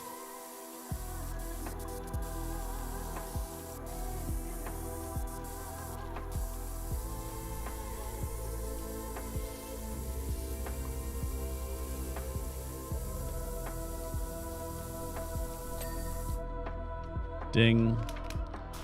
Let's get this tail fin. Oh, there we go. All the way to the edge. Yep, that's what I'm talking about. Let's get it. Come on. All the soap on all the stuff.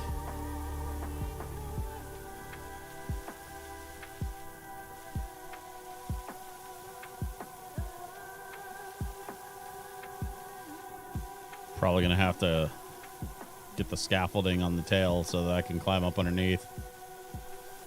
Get the underside. Let's go like this. I'll jump up there and get the top. That's no problem.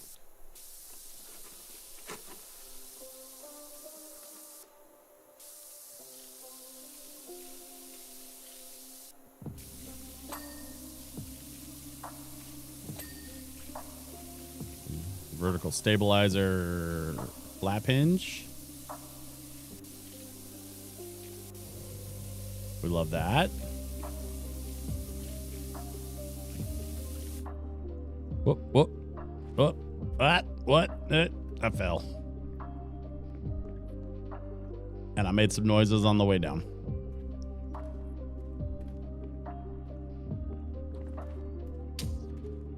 And we jump. And we jump. There we go. This is easy. Just get all the way out to the tail. And get the last little bit there. Yeah, I think I got it. Okay, that's probably good enough. Okay. And then we just head back. And we scrub this side.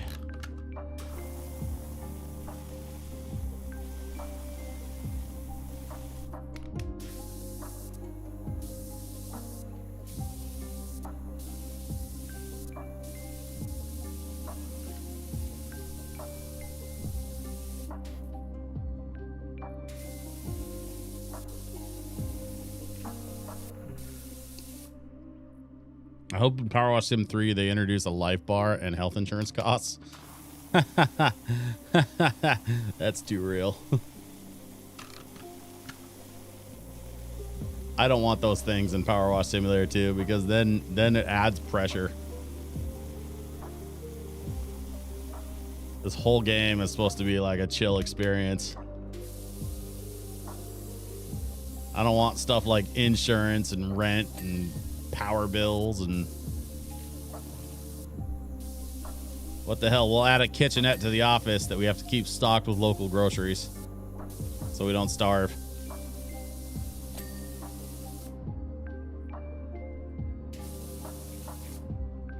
Oh, okay. Yeah, I definitely got to get we got to get the scaffolding. Let's see. Let's go like that maybe. I mean, I could probably get closer, but yeah, just like that. Until the Mom says, howdy, I can't wait for you to clean the fun house. It's my favorite thing I've power washed yet. Yeah, I haven't got there yet. We just did the shooting gallery on the last stream on Wednesday. That was pretty fun. It was a good time. I haven't seen a fun house yet though. I feel like I would have noticed if there was like a fun house level at some point that that I missed or whatever.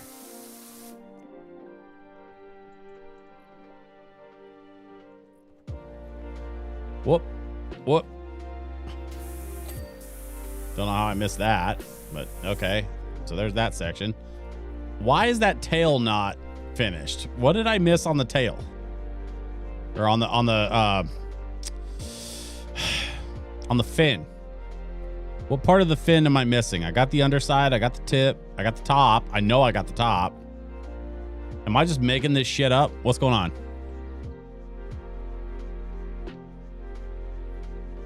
Vertical stabilizer 1 of 2. Vertical stabilizer flap 1 of 2.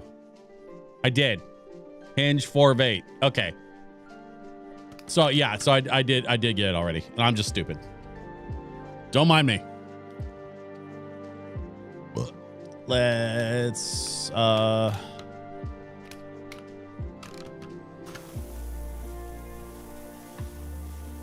do the soap.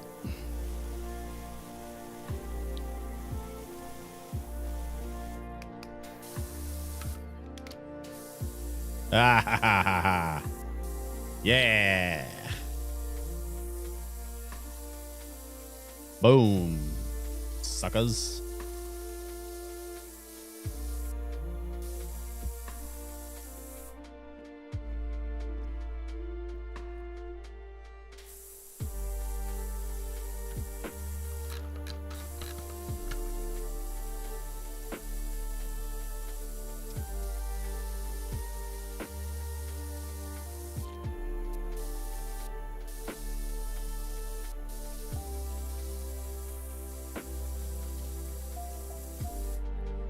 What is this? Skyrim? The city gates. I have not played Skyrim. I really should play that game.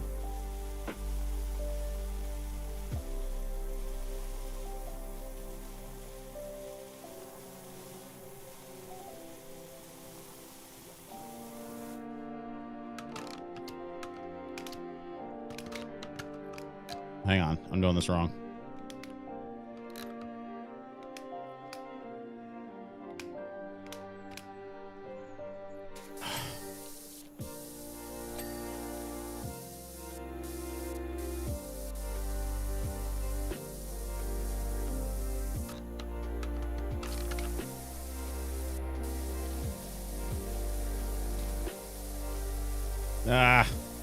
Keep forgetting what the buttons do.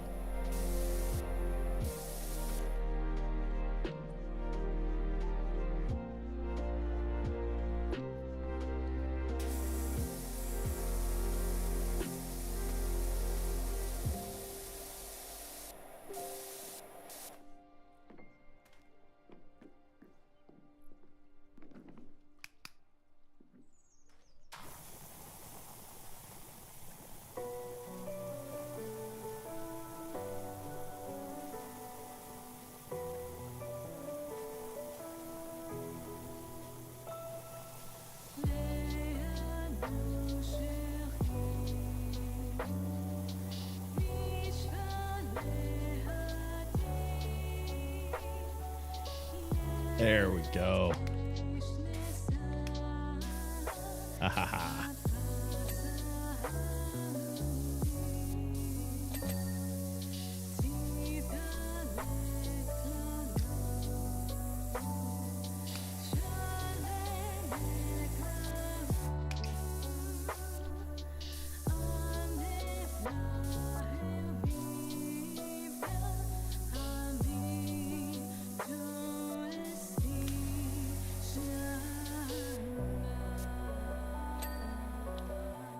Huzzah!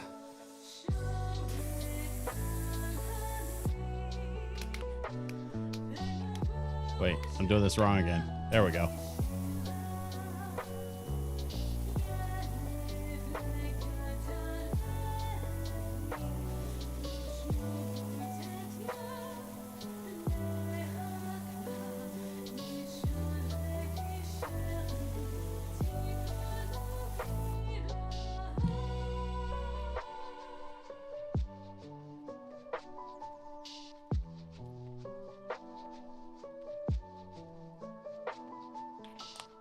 That would be on hard mode. You can still have a chill experience on normal mode.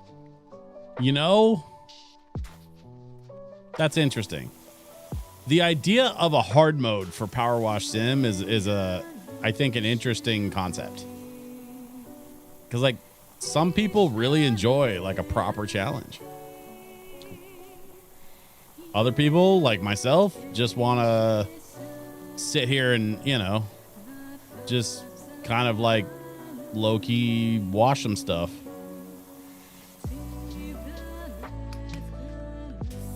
I don't know. I think both are valid. You know, I'm not going to invalidate someone else's preferences just because it's not my preference. I think that's a valid way to sort of like attract a different type of game player. If there's like I mean, there are time modes. Like there's a time trial version that they built into at least the original Power Wash Sim, and I assume there's one in this one too. I don't know. I haven't really looked that close.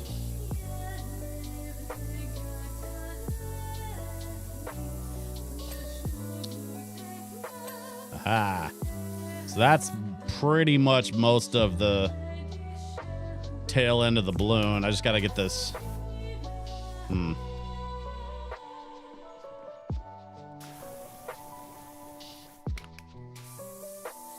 End cap thing. Yeah, there we go. And then we have this stuff here.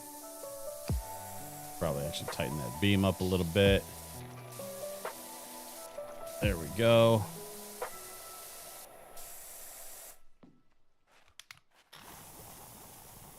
Wash the rest of this. Oh man, that's so good.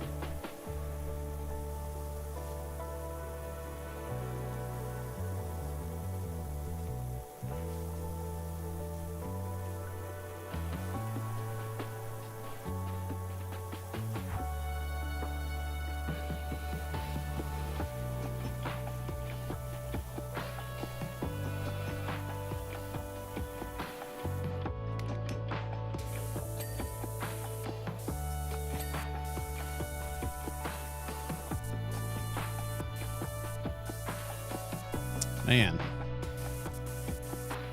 Almost done with this airship. I wonder what the next level is. I haven't even really looked. I've been purposely just trying to like not spoil it for myself. But we're almost to the end of this one, so we'll see.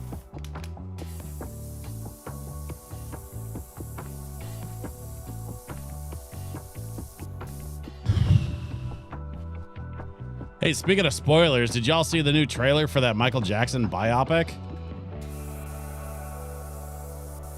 His like nephew or something or cousin. I think it's his nephew that's playing him in the movie. And dude looks a lot like him. Like it's not a perfect 1-to-1, but man, he looks so much like Michael. Especially when Michael was like younger in the early days of his like solo career. Oh yeah, they've been working on a Michael Jackson movie for a while now, but they've been really taking their time with it because they want to do it right. You know, this is a pretty big name in music, man. We're talking about the king of pop here. Like you gotta nail this one.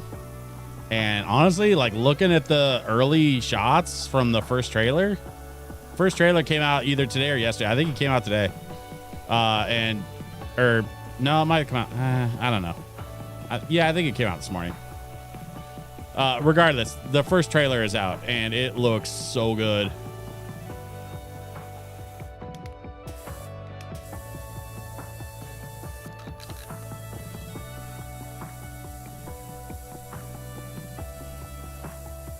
The new Running Man movie. I've heard good things. I don't know much about it, but I'd like to check it out at some point. I still haven't seen Fantastic Four either. That was something I was trying to talk to my wife about, see if maybe we wanted to watch Fantastic Four this weekend. Because it just came out on Disney Plus. And now I don't really have an excuse not to watch it. I don't get out to the movie theater a lot these days. I actually kind of wish I went to the movie theater more, but you know, time and money and reasons. Come on. You're really not even trying, are you, dude? Can we just...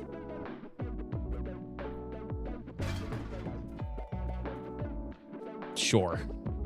This is dumb, but it'll work.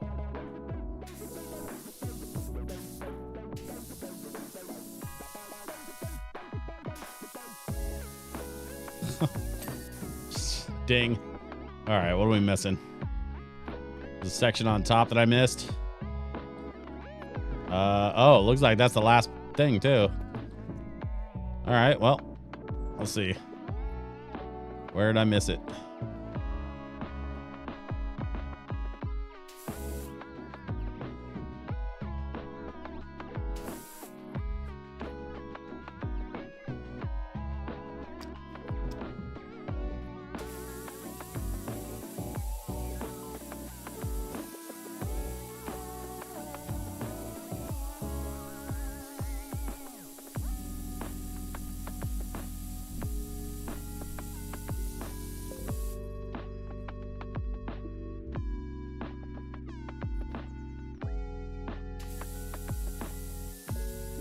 Come on, man.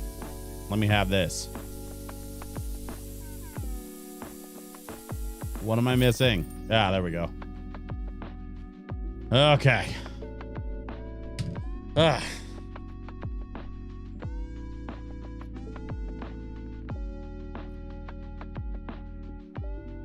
Ugh.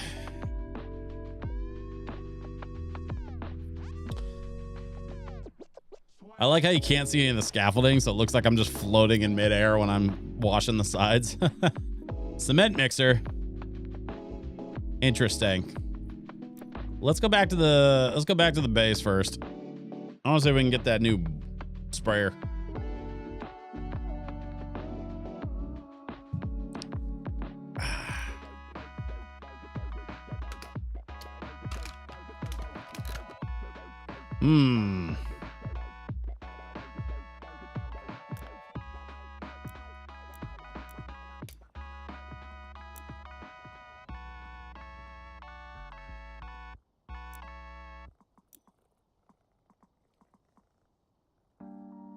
XU1.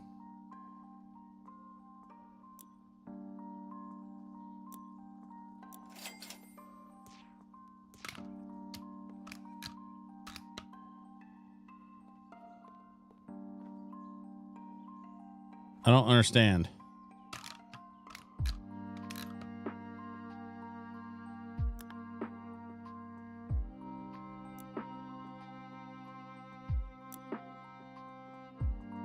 How do I load?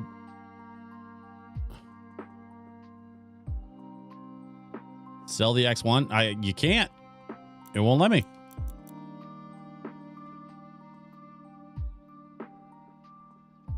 I don't know, man. Orange means I don't have it. White slash blue means I bought it and I can sell it. I don't know what I'm doing wrong. Change washer styling? No.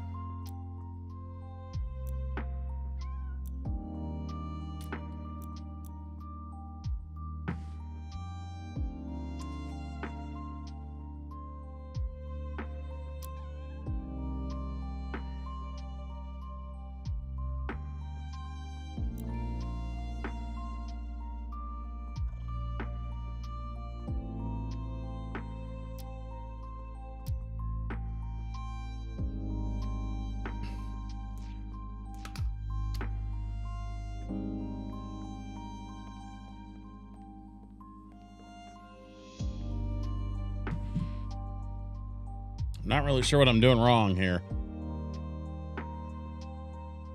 9 o'clock. All right. Tell you what. Give me a second, y'all. I'm gonna run across the hallway for a quick bio break, and I'm gonna be right back.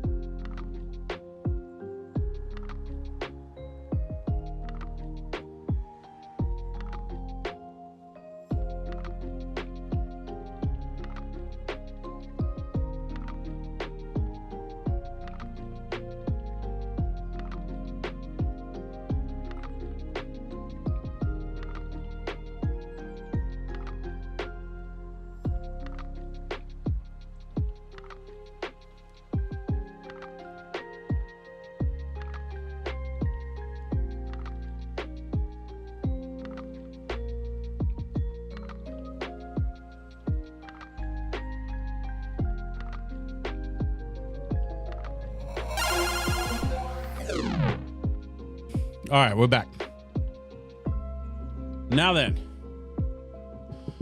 Jay Shorn says, show the screen. Okay. So we have washer equipment, washer cosmetics.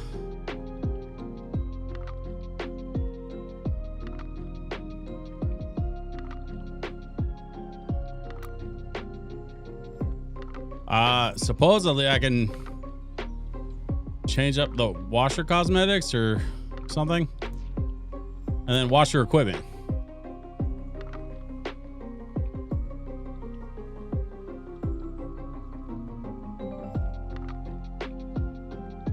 Provides power comparable to the heavy-duty washers of its competitors, but at a cost to area of effect. Okay. I don't know what that means.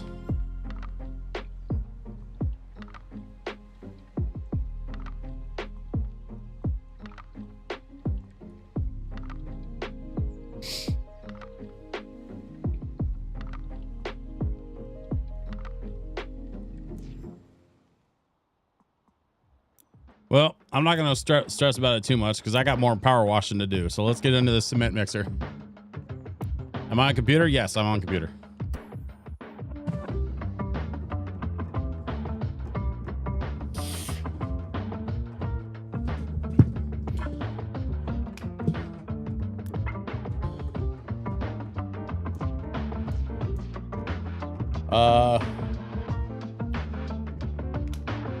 If I go like that. Oh, I have the X. Okay. So I have it. It is the U2.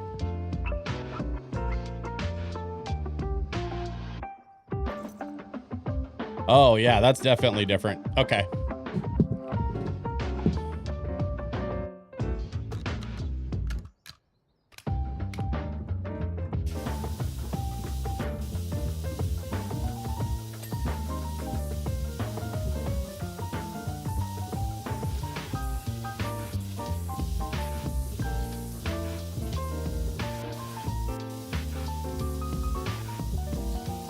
It's nice to have the right tools for the job sometimes, you know? Move things along a little faster. Get the job done more efficiently.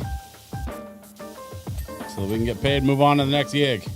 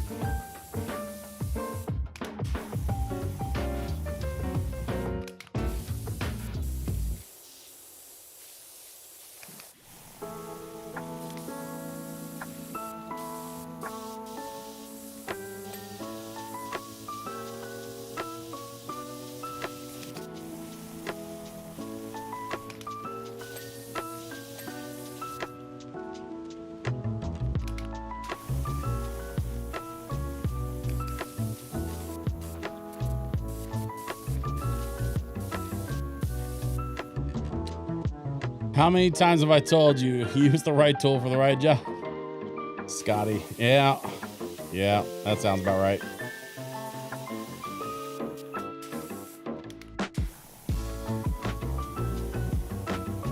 Y'all see the new Lego Enterprise set they announced? I mean, we've known about it for a minute, but it's officially been announced finally.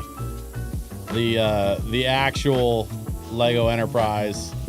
It's the Enterprise D with the minifigs of the cast from Next Generation, and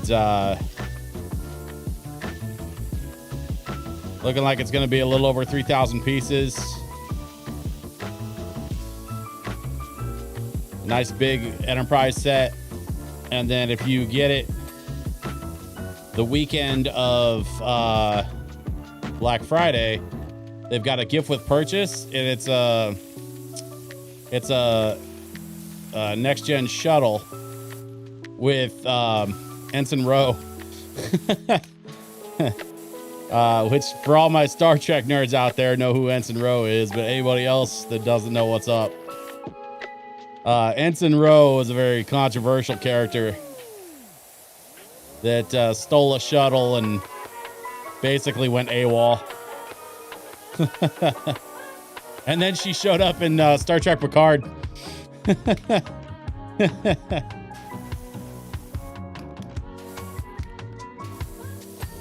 was actually wild that they got her to come back for Star Trek Picard.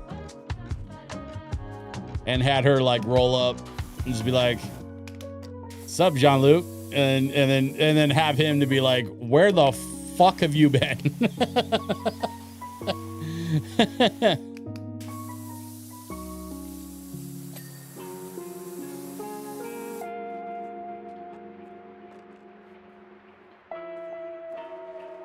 I'm not gonna lie, y'all. Star Trek Picard was some pretty goddamn good TV. If you ever watched Next Generation,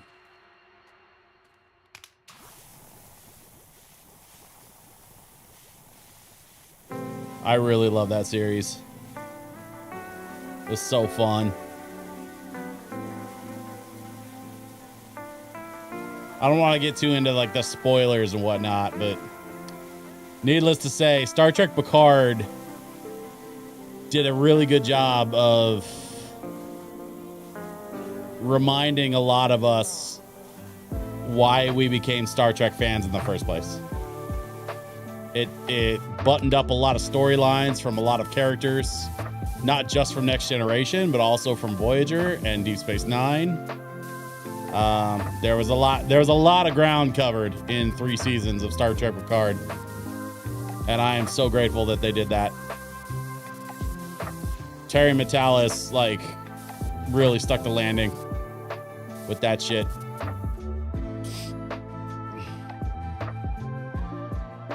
How about Stewart retiring finally? Yeah. I mean, I'll be real honest. It's a little overdue. Patrick Stewart is an absolute living legend. There's no denying that. But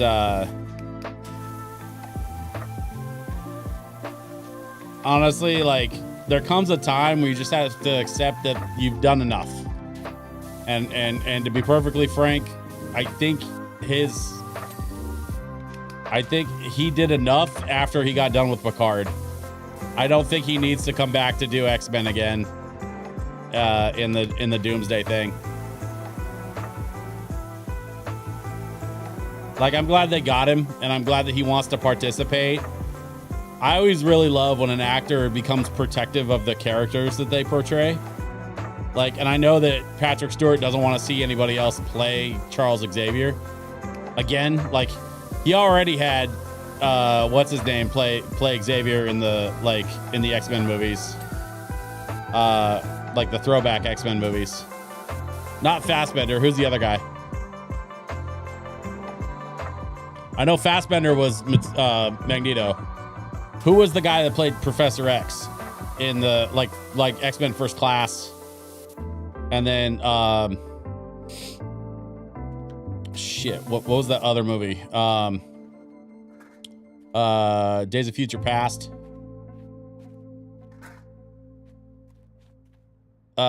So Michael Fassbender played Magneto in like Days of Future Past and X-Men First Class, but then he played opposite another guy playing Xavier, like a young Xavier.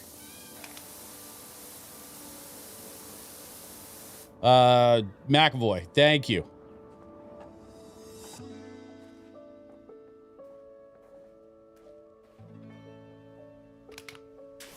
So like Patrick Stewart's already kind of been through the experience of like having to sort of hand the reins off, so to speak, of Charles Xavier to another actor, which, you know, for his credit, James McAvoy did a great job. I got no real complaints there.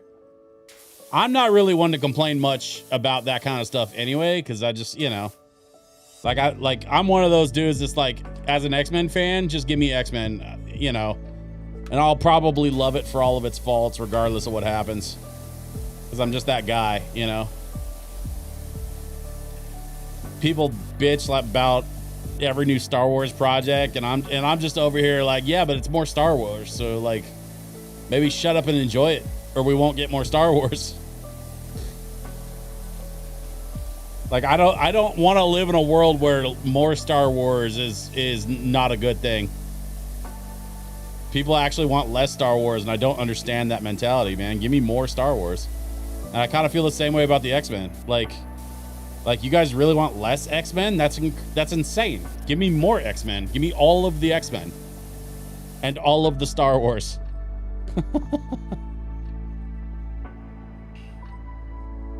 Secretly complains about more Star Wars.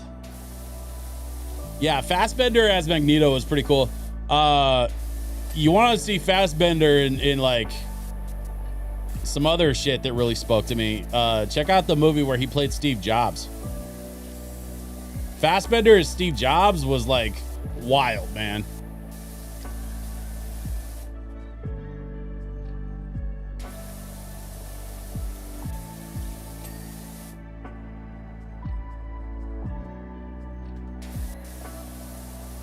That was such a good flick.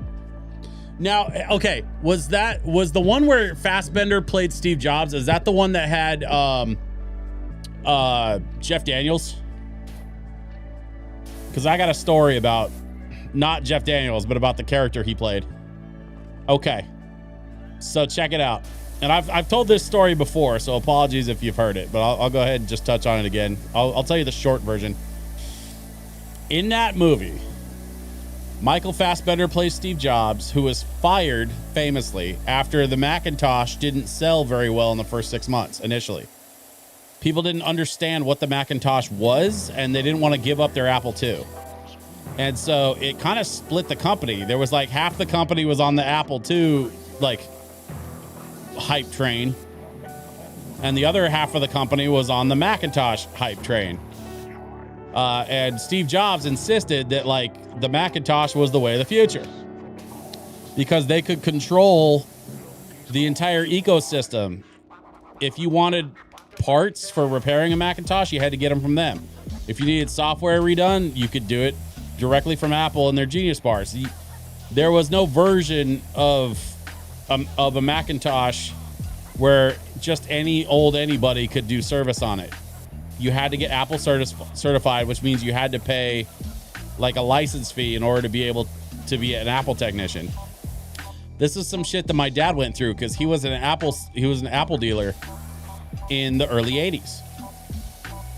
So when Steve Jobs introduced the Macintosh, it didn't do very well, and he was fired by his own board. The board of Apple at the time basically forced Steve Jobs to step down as CEO, and they let him go. And they replaced him with a guy named John Sculley, who was played in the movie by Jeff Daniels. John Sculley was a CEO, or former CEO from PepsiCo. And they basically like poached him from Pepsi to come over to Apple. And so when John Sculley took over as the new CEO for Apple after they fired Steve Jobs in like, I think it was in 1983, one of the first things that John Sculley did was he noticed there was a bunch of third-party dealers like my father who were doing millions of dollars of sales to school districts. They called it the Educational Sales Program. And it was a way for Apple to train third-party dealers in educational sales so they can make high-ticket sales to, like, dude, they were selling whole rooms full of computers. My dad was selling whole rooms full of computers to damn near every public school district up and down Oregon, Washington, Idaho, and the western parts of Montana. Like, he was making a killing, and he was paying Apple their commission every step of the way. My dad made Apple a lot of money. And when John Sculley, Jeff Daniels' character, took over for the company, he took all of the educational sales in-house and decided it would be cheaper for them to do it themselves than to have the third-party dealers do it. And that meant that my dad was basically fucked out of a 7-figure income in the early 80s. When 7 figures was still a fuck of a lot of money.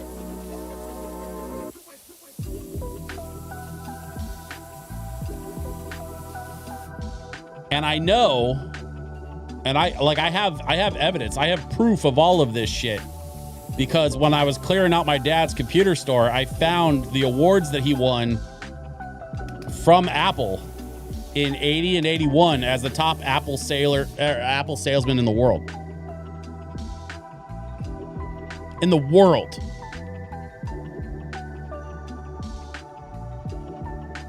My father outsold every other Apple's dealer in the world in 1980 and 81 back to back because of his educational sales program. There was just no competition up here in the Northwest, and every Northwest school district wanted access to cutting edge computers. And my dad made an absolute fucking killing. And so John Scully screwed my dad out of a 7-figure income. And the only complaint that I have, because honestly, it led to me growing up in an Amiga store, and I wouldn't have changed that. I wouldn't trade that for anything. I already didn't like Apple computers before I learned all this shit about my dad, right? I was never an Apple guy. We were not an Apple house growing up. This may come as a shocker to you all. But it was always like kind of silly to me that one of my absolute favorite actors in the world, Jeff Daniels, played John Scully. Because in my family's history, that dude is a straight up villain. But he was played in the movie by one of my absolute favorite actors. I love Jeff Daniels. I love his work. I thought he was absolutely incredible in the newsroom. Obviously Dumb and Dumber. Couldn't ask for a better actor to play him. Yeah, no shit. No, Jeff Daniels is amazing. By the way, if you've never watched Newsroom, like, go watch it. It holds up. It's honestly, it's incredible. Jeff Daniels is incredible in that show. Olivia Munn is amazing, dude. Olivia Munn is amazing in that show. Love the Newsroom. Rewatching it right now. Nice. Yeah, man. I mean, I was a journalism major, so like that shit is like, that's my jam right there. I was so obsessed with Newsroom when it came out. I was just completely in love with that whole show, and like damn near every character on that show. That is some of Sorkin's finest work, in my opinion.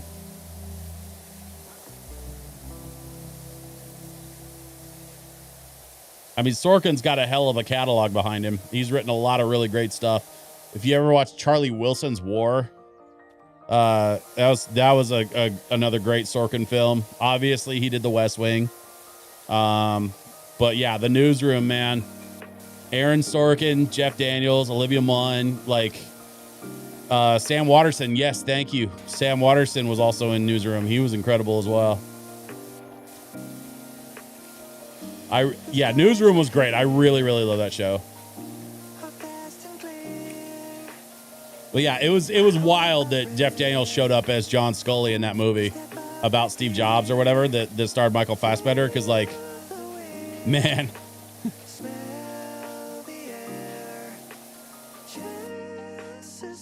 I definitely, and like, this is a little bit of a controversial thing to say, but honestly, like, it's the truth. I think Fassbender was a better Steve Jobs than Ashton Kutcher. I don't think Ashton Kutcher did a bad job, but Fassbender was a better Steve Jobs. And I'll die on that hill.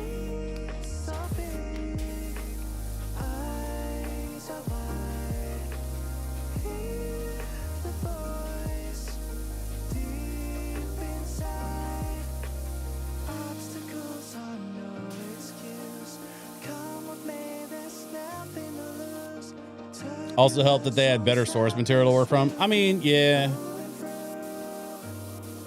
You know, the Ashton Kutcher movie about Steve Jobs was less historical and more sort of like dramatic biopic, which I appreciate what they were going for. Like, I still think, like, honestly, like, real talk, I liked both movies. They were good. They were fine. I do think Fassbender was a better Jobs. You know, like, that's just it. They both played the same character around the same time, which was weird. I don't know why there were two movies about Steve Jobs within like 6 months of each other or whatever, within 3 months of each other. I don't know. They were real close together. But I think Fassbender's the better actor between the two of them. I think Ashton Kutcher's fine. I think I think Ashton Kutcher knows where his strengths and weaknesses are, and like a professional, he leans into both the strengths and the weaknesses according to the situation. Which honestly, like, that's all you can ask from a professional entertainer. So I really like, people like to dump on Ashton Kutcher. I won't dump on him because I think he does fine. Wait, hold up. What was this? Hang on. Oh shit. We can turn on the drum. Awesome.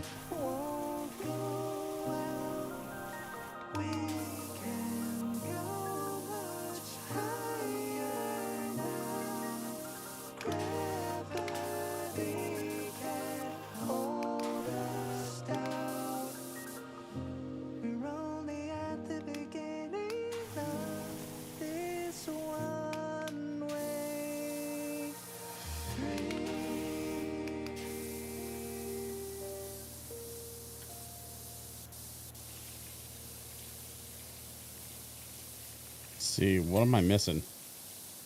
Just a couple spots.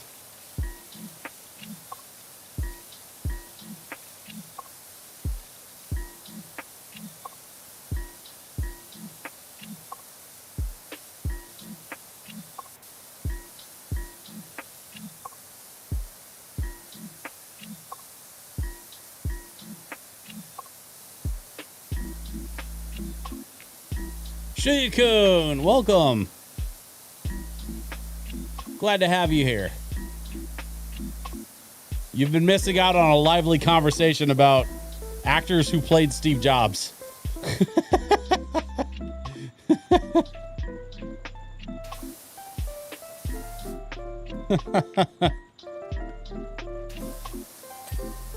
Hey, there we go. We got the drum done.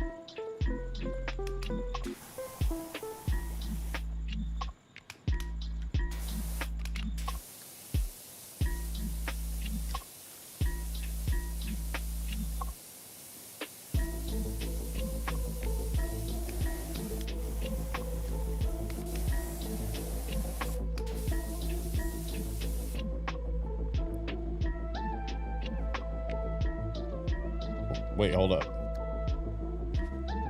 Is it still spinning? Yeah, it's still spinning. What am I missing?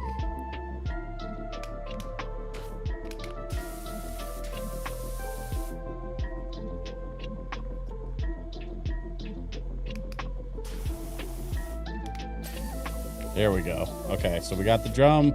We got the whatever that back piece is. I missed it. Ashton Kutcher comes to mind, and then the actual younger Steve Jobs. And to be honest, the actual younger Steve Jobs look like him too. Yeah, I mean, so we were talking about Ashton Kutcher. I think Ashton Kutcher did a good job, but and we were like literally we were just talking about this. Michael Fassbender was amazing as Steve Jobs. And the Michael Fassbender movie had a character in it that actually had something to do with my family's history, and I was just telling that story. Played by Jeff Daniels, a guy named John Scully. And I'm not going to rehash the entire story because I literally just went through it, but John Scully is kind of a controversial character in Apple's history. And he was played by Jeff Daniels in the Michael Fassbender Steve Jobs movie. And man, Jeff Daniels is just the best. He's so good at what he does.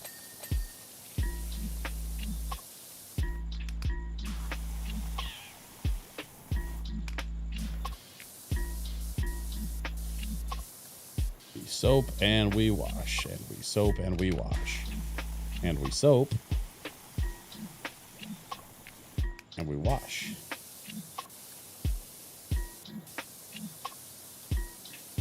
Aha.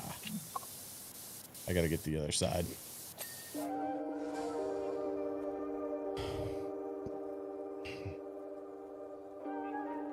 I only remember Jeff Daniels and Dumb and Dumber. Oh, dude. So there's another Steve Jobs movie starring Michael Fassbender as Steve Jobs, and Jeff Daniels plays John Scully. Definitely check out that movie if you get a chance, because in my opinion, it was a better movie than the Ashton Kutcher one. I liked the Ashton Kutcher one. I thought it was fine. I didn't have anything against it. Fassbender was just a better Steve Jobs. As far as Jeff Daniels is concerned, we were also talking about The Newsroom. And if you have not seen Jeff Daniels in The Newsroom, I think that is one of his best performances of his career. The Newsroom was written by Aaron Sorkin and starred not only Jeff Daniels, but also Sam Waterston and Olivia Munn and a few other really talented folks that, I cannot recommend The Newsroom enough. Highly, highly, highly recommend Newsroom if you haven't had a chance to see it. It's on HBO. And it's some of Aaron Sorkin's best work. It's some of Jeff Daniels' best work. It's definitely Olivia Munn's best work. She was amazing. And she played one of my favorite X-Men in X-Men Apocalypse. Olivia Munn was Psylocke, which is hands down one of my favorite X-Men in all of X-Men canon. And I still think that her best work was Newsroom.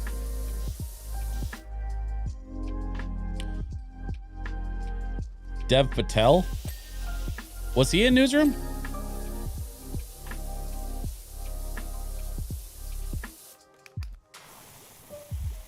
Man, oh God, it's been so long since I watched that show.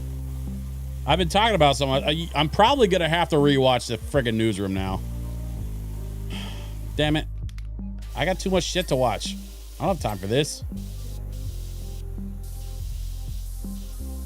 But if I don't, I'm going to regret it. Like, I know I will.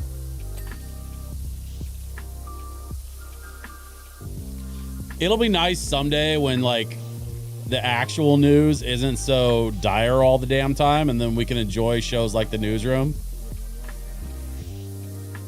When we're not constantly being bombarded every day by insanity in the headlines all day, every day, forever.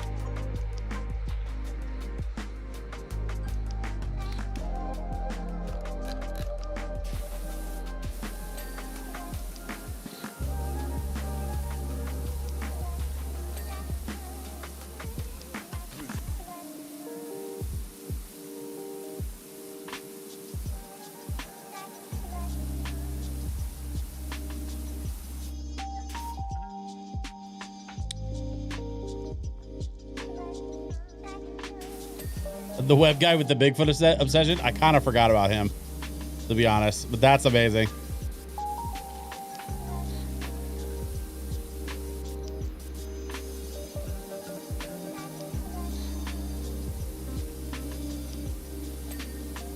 There we go. Let's see. We got that. We got that. We need to get the shit. We need to get this stuff. Is it rotating towards me or not?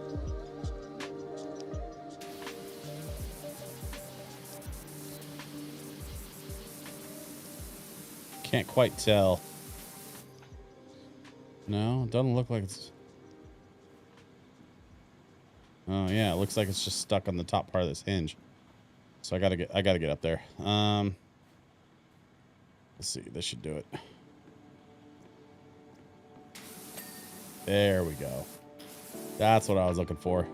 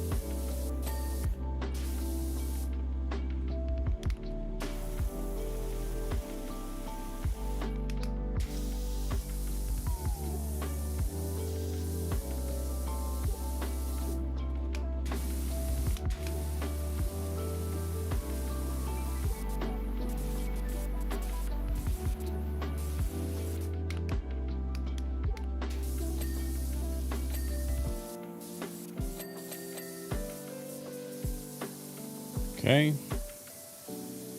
What else am I missing? Oh, the underside here. Yeah, we gotta get that stuff. Looks like I missed a tire too.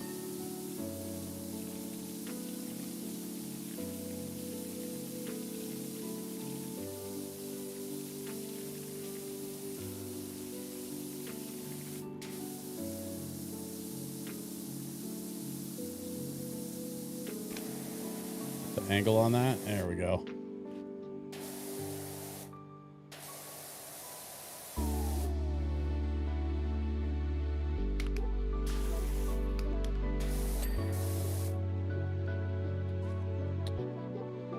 Mr. Teddy.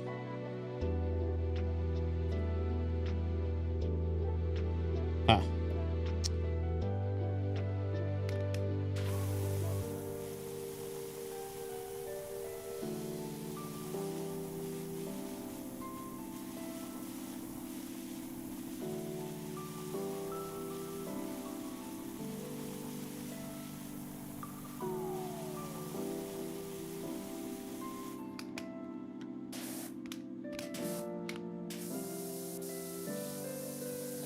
There we go. Door handle, door sign, back panel. There's the door. There's the window. There's the wing mirror. And the blind spot mirror. And the mirror arm. Okay. Let's get this tire.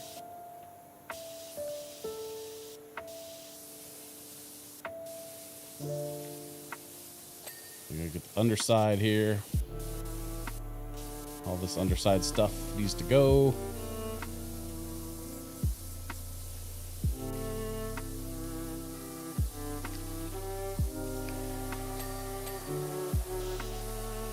Nailed it. That stuff. Underside tire. Okay. Now we just gotta get up here. Looking good. Hey, Shukun, thank you very much. I appreciate that. You know, we're just out here providing a service for the good folks, you know. Bit of power washing. Charge a reasonable rate. Cleaning up the town, one job at a time. We're cleaning up the town just like the Ghostbusters.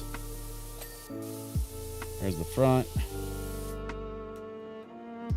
Oh, we got to get the fender. There we go. Get the fender sorted. Oh, we got to get the side there. And then this side here. What am I missing? Underneath. Yep, there we go. Okay. And then we're missing what? The door handle. Okay.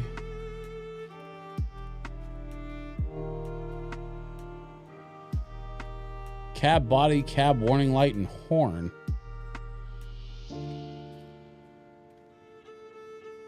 Oh, I see the horns of. Oh, I see. Okay, okay, we got it. I was like, what the hell? Top of the truck. There we go.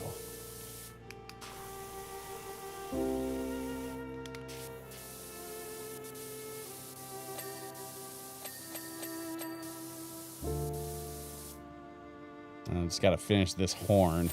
There it is. Job complete. Let's go. Passenger step? No, we got it. Chikun says, nice little side business. Yeah. Well, you know, DJing is my main business. But there are times when the gigs slow down and you got to have something to fall back on. So we're going to power wash all the stuff. Let's see. 9:41. Shit, I got time for one more.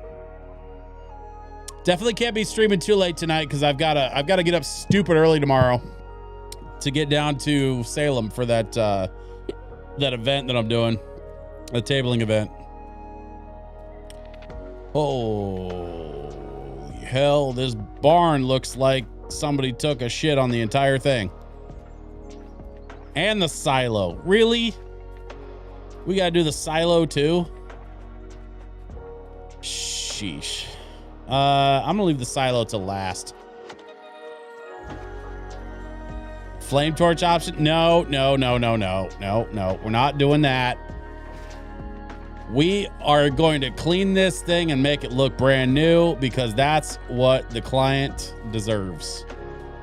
They asked me to clean it up, and I am going to clean it up. And I'm going to start at the top of the front face of the barn, and I'm going to work my way down. Oi. There's a... Right. Anyway. One more level. There we go. Now let's just start by cleaning this up a bit. See, listen, this is going to be easy. There's a lot of barn here, and we might not get to all of it today. But we're going to get a lot of it. Because as the old saying goes, a journey of 1,000 miles begins with a single step.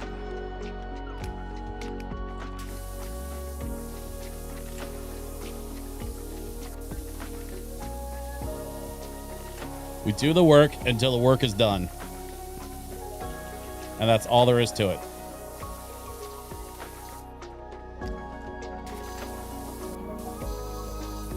We enjoy a bit of lo-fi. And we enjoy a bit of satisfaction in power washing the world. Ding. Let's go. Ding. And ding.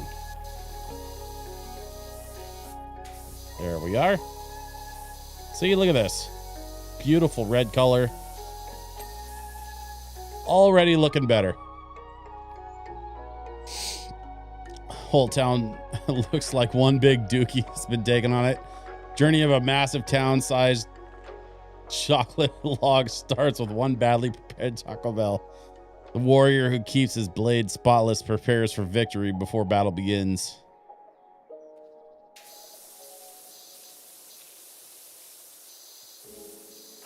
Yes, all of those things.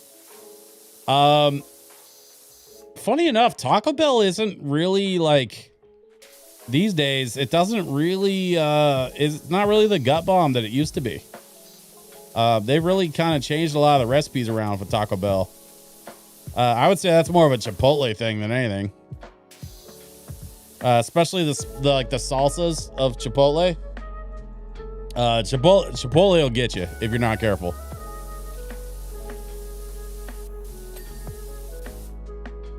White Castle. White Castle could do. I'm gonna tell you something that I don't like to talk about very often because it's a little embarrassing. I have never been to a White Castle. We don't have them out here in the Northwest. And frankly, we don't really have an analog for it either. There aren't really any like slider style burger joints. So there's no like, there's nothing that's even like White Castle adjacent. You know what I mean? Like we literally just don't have that here. I have the internet. I know what a White Castle is. I've seen the movies and shit, you know, Harold and Kumar. So like, I know what a White Castle is. I've never experienced one in person.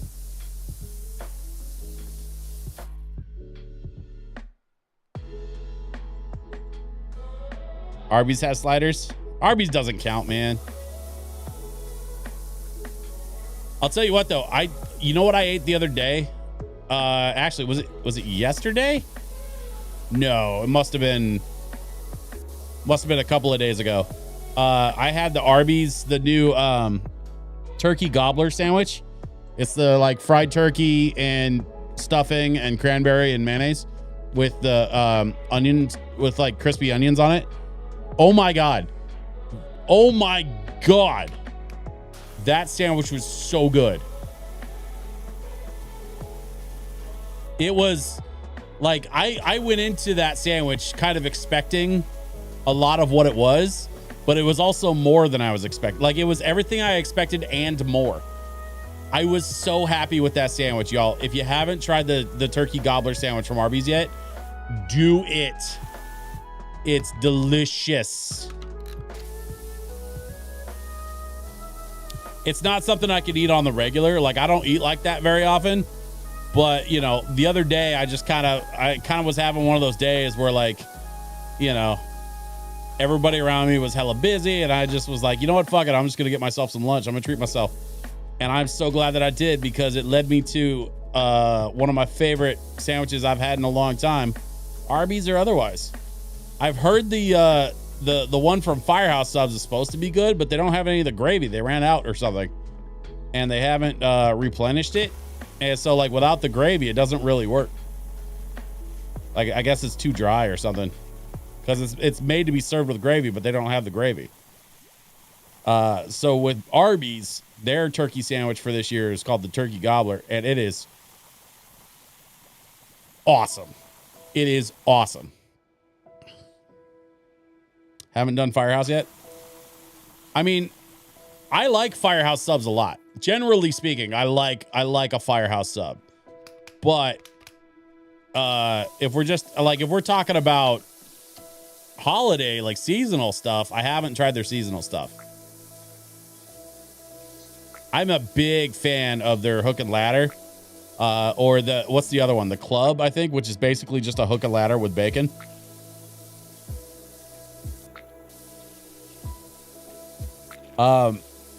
Their Black Forest ham is incredible. I don't know what they're doing to the meats they got over there at Firehouse, but they are not playing around.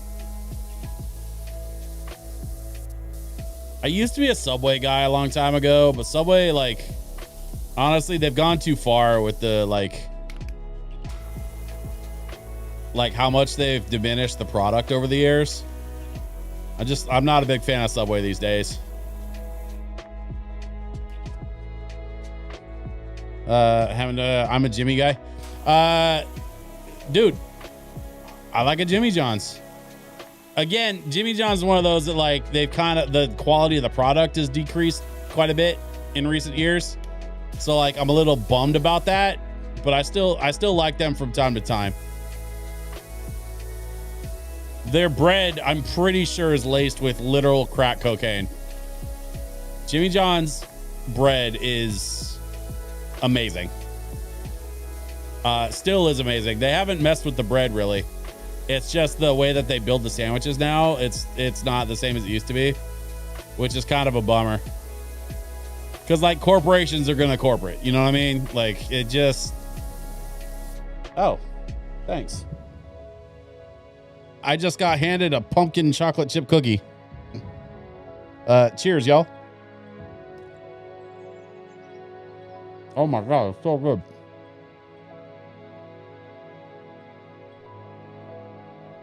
Please stand by. I have to consume this. It's too soft to set down.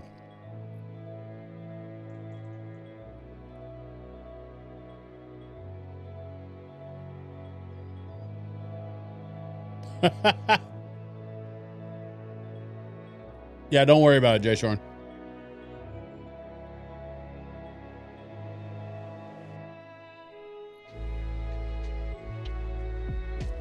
Sorry, buddy.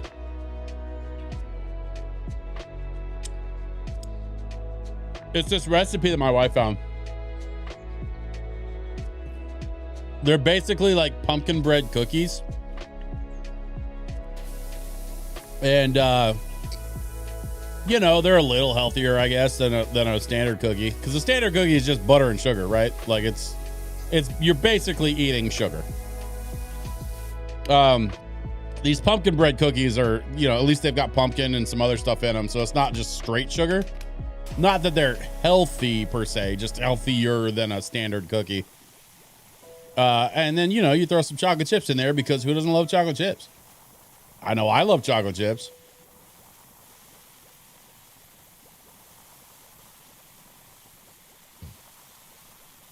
I don't like their 5-minute driving radius. Oh, you talking about Jimmy John's? Yeah, that part kind of sucks. Although I thought they expanded their driving radius a little bit. Maybe not. Maybe I'm making that up. I'm not sure. I do know that like my old house, they didn't deliver to my old house because it was literally like just outside of the delivery radius. Like it like stopped across the street, which was infuriating. And they wouldn't make an exception for me.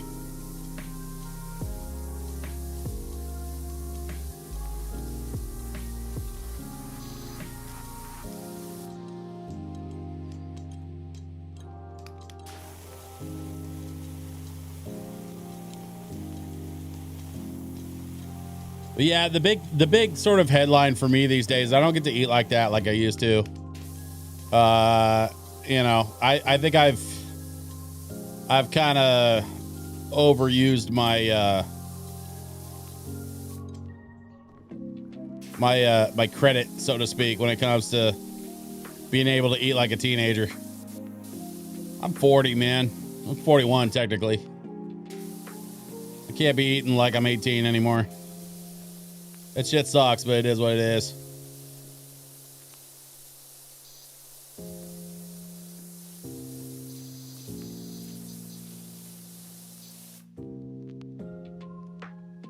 Yeah, they couldn't deliver to our work, which it's right outside of the radius. I know, dude. Oh, that's the worst. I mean, I like that we have the food delivery apps now, but like that shit is getting so expensive. They're jacking prices up on everything to accommodate for the delivery fees and whatnot. And so like I hardly ever order delivery anymore. I honestly I kind of survived the pandemic on a lot of delivery food, which I really shouldn't have done, but the pandemic was a messy time, you know? For everybody. I was making a lot of money in tech, and like it was just a messy time for everybody during the pandemic. So like I would kind of, you know, sort of self-soothe with food. It was one of my big problems as a big Italian boy, you know, especially somebody with you know, diagnosed anxiety. A lot of the ways I would sort of manage my anxiety is with food. And you know, can't be doing that shit anymore. I still eat fun stuff from time to time, just not every damn day like I used to.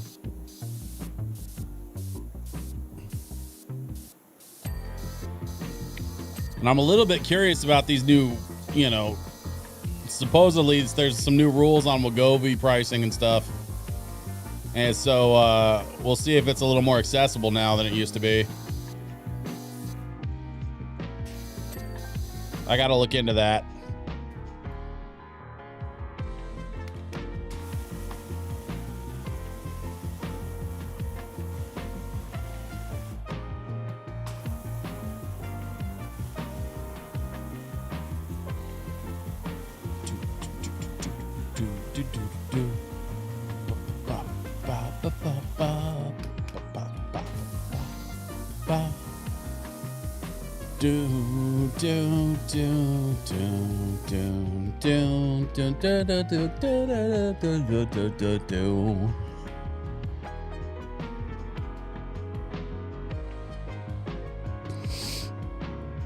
Good song. Yeah, this is a classic.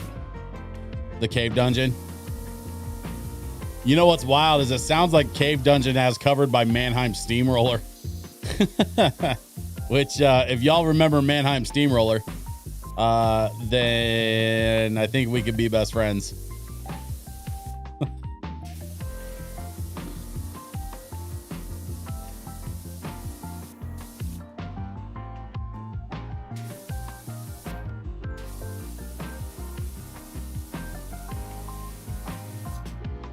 Shit, I fell. Gotta get back on that roof. We got a job to do. Actually, we're gonna take the shortcut up the side. That's a band that I haven't really thought about in a long time.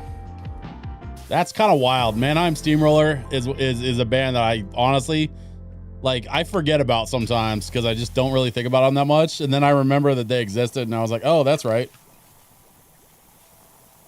Jazzy music used to be weirdly orchestral and synthy all at the same time.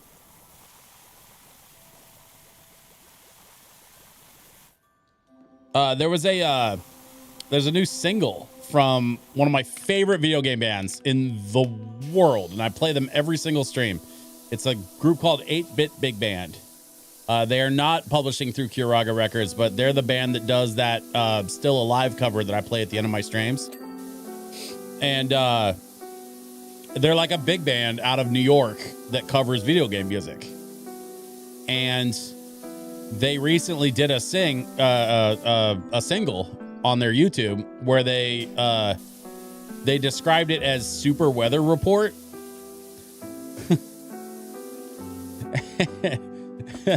And I was like, holy shit, I haven't thought about Weather Report in so many years. That's another one of those that, like, if you guys know who Weather Report is, we can be best friends.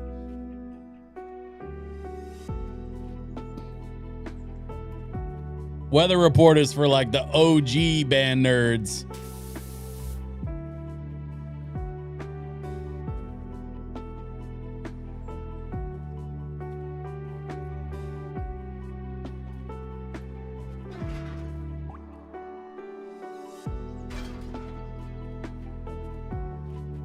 Let's see. I want to keep going on the roof, so I think I'm going to move this actually over here. Yeah. Well, I got to spin around. Hang on. Yeah, there we go.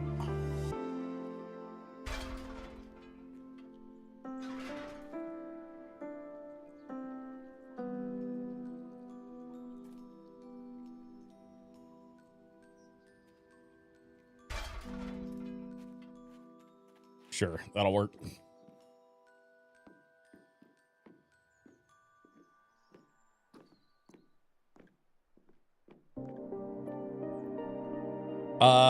Was it what was the big Weather Report like jazz hit? It was like was it called Birdland?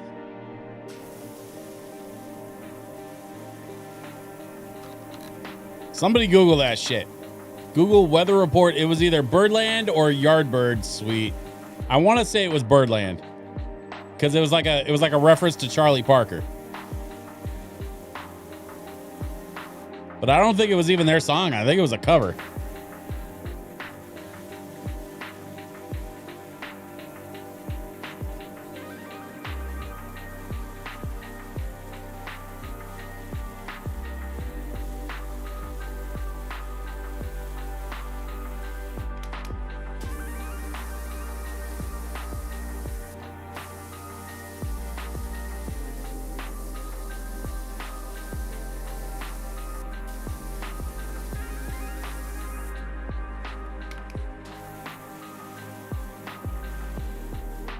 Birdland. Thank you, Shuyuka.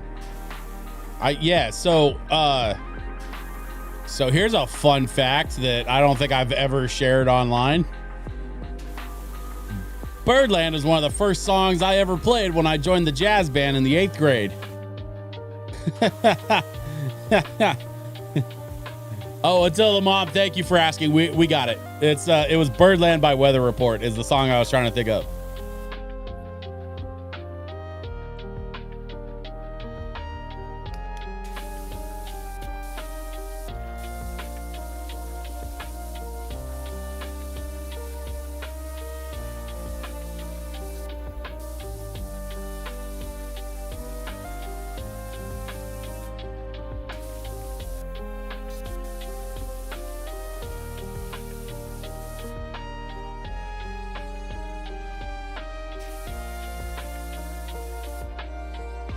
But yeah, man, shit. The Manhattan Transfer version. There was a band called Weather Report that was like kind of a synthy jazz band in the, I want to say the 80s. And they had a song called Birdland that was It was one of the first songs I ever learned when I joined the jazz band in the 8th grade. They did a bari sax player, and that's when I fell in love with the baritone sax. I mean, y'all, especially y'all that were around when I was still doing the music shows, like y'all know I was a bari sax player, and still like proud of it to this day. Some of the best times in my musical life were playing the saxophone. I miss that shit so much. But yeah, we learned Birdland and a bunch of other like jazz standards as 8th graders, man. And that's kind of where I got my start with jazz music. Was learning Weather Report and learning a bunch of old standards like Summertime and shit. I mean, to this day, I still remember how to play Summertime. I'll even go to it like I'll pick up a horn and just default to Summertime as like a warm-up tune because it's one of my absolute favorite standards, and I have the whole damn thing memorized.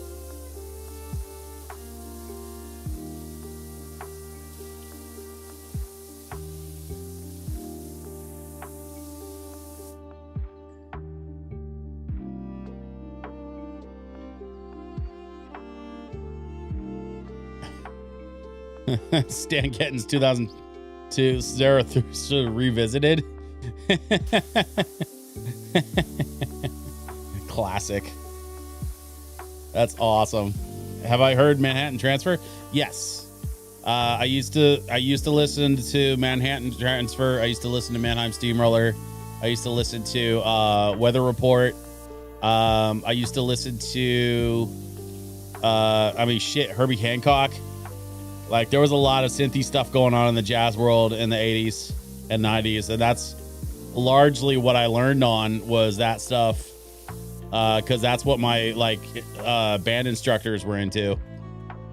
A lot of my instructors were real into, sort of like 70s and 80s jazz and soul music.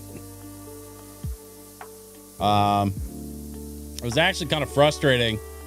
It was my sophomore year of high school. We had 2 new band directors because both of the band directors that were in my school district quit their jobs at the same time. Basically, they were just like sick of the bullshit from the district.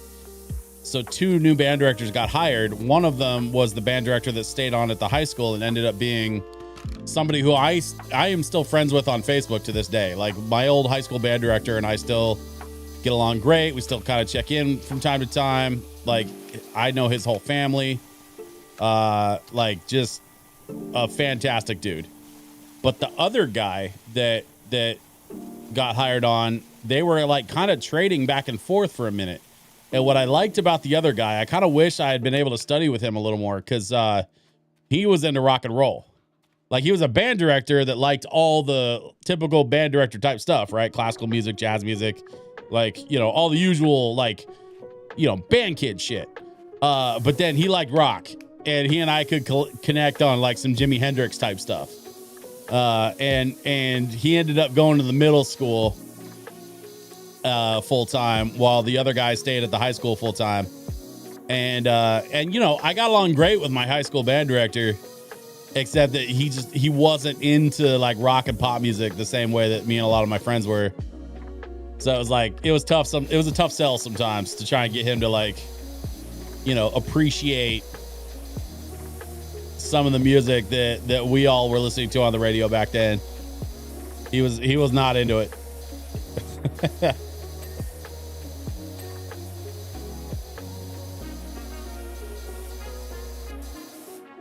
But whatever, man. We all got our own vibe. Shout out Mr. Kivett. Like I said, I'm still friends with that guy on Facebook, like, to this day. He's a really, really good dude. He's a principal now at a school in Salem. And, I'm stoked that his career is taking a really positive direction. Those kids are lucky to have him, because I know he cares.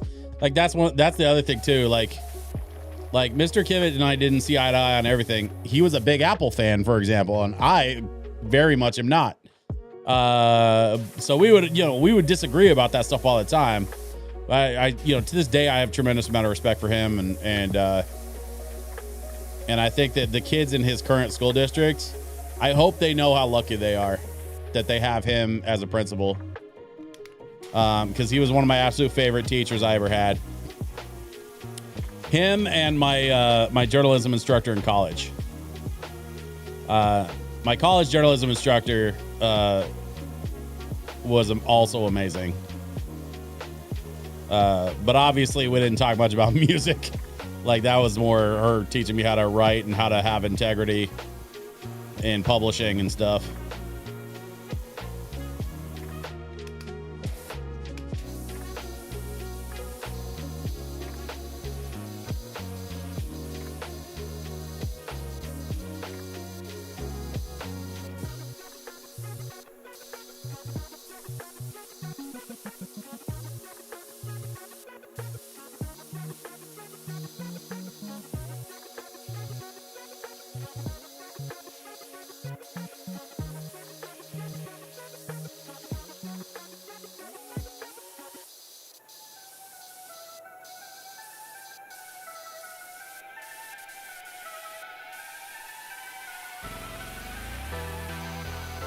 Okay, why is this not...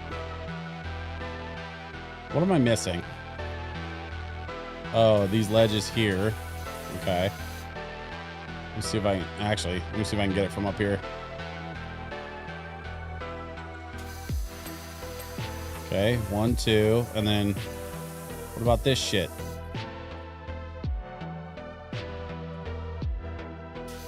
Oh, it's up under here. Yeah, there we go. Okay, got it. All right. I think the plan for now, because this barn is big, like big. So I think the plan is to get this roof done and then probably call it a night for the stream. And then we will pick up here next Wednesday with the barn job.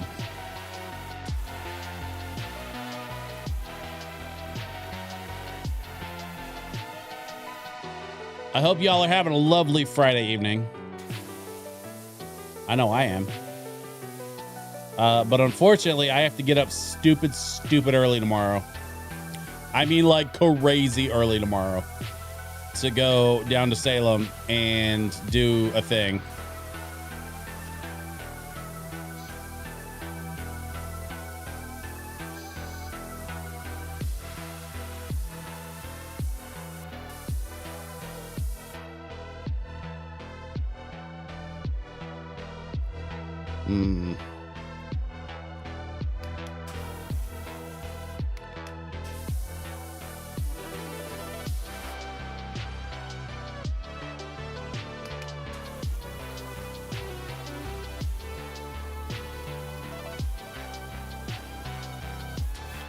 Shit.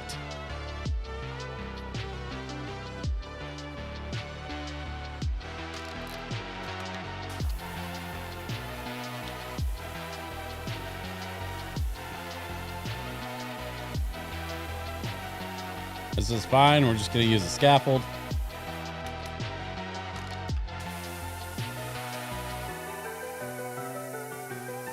There we go. Let's get it.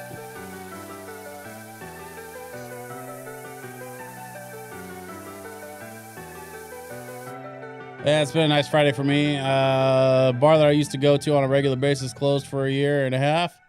They just did a soft opening tonight with a revamped interior. Nice. Nice. And how do we feel about the new interior? Do we like it? Do we love it? My favorite ramen place has been closed since May. And I'm waiting patiently for them to reopen because, oh my God, that place is going to be amazing when they're done. They've been doing a remodel since May, man. It's good, very clean, not as cluttered. Nice. We like that. There's a bar that my DJ crew still works for, this one bar. And they used to have a bunch of bras hanging from the ceiling. Like it was a college bar kind of vibe. And they were like, I don't know. I was like, why do you got bras hanging from the ceiling? He's like, I don't know. I like the vibe. And I'm like, okay, here's the thing. And I did like explain this to him. I was like, look, the people that like the bras are going to come here regardless, because they're not coming here for the bras. And the people that don't like the bras are going to get put off and leave. So your best case scenario here is that the people who are coming here are going to come here anyway. And the people who see that and get offended by it aren't going to spend money here. So like from a business, I had to explain to this guy, like from a business standpoint, dude, like you shouldn't have bras hanging from your ceiling because your best case scenario is half your business. And he's like, oh, I never thought about it like that. I'm like, yeah. Like, you know, like it's fine if you want to be kind of fun and flirty or whatever, but like, you know, you got to be thinking about like who the hell's coming into your bar to spend money. Like you want people in there spending money, right? He's like, yeah. I was like, it's a business, man. Like, don't be doing stuff to like turn people off, because then they'll tell their friends not to come in here. Because there's like bras hanging from the ceiling. And, you know, I don't care. A lot of people aren't going to care. But the people that do care aren't going to come back. Oh, that's a good point. That's a good point. I was like, okay. And sure enough, and listen, to their credit, and I'm purposely not saying who it is, but to their credit, they listened to me. The next time I went in there was like a couple weeks later, and those bras were gone. Like I guess I made my point. Like, there's no point in having them there if your best case scenario is that they're running away half your business. And like, I'm saying half is the best case scenario. It probably, like, it might have been more than that. Who knows? No idea. There's no way to know. Because like people will be like, I don't like this place. And then they'll leave.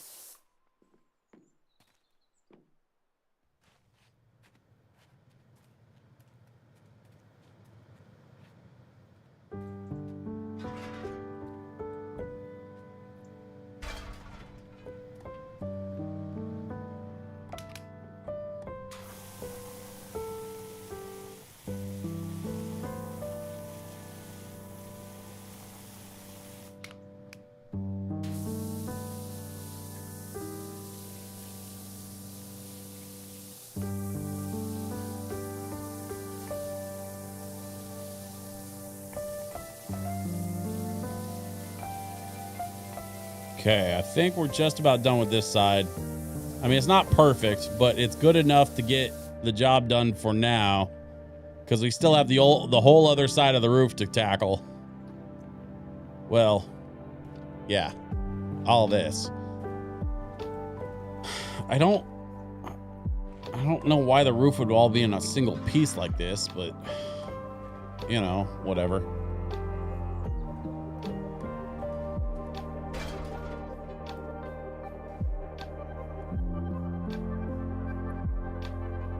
Go up a little higher. I don't think that's gonna work. Okay.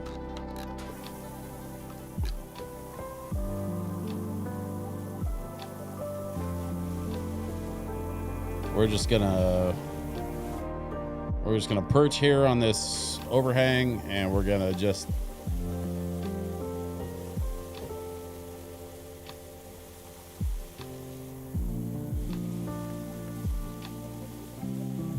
it's noticeable and distracting. I'll bring it up like, hey, come on now.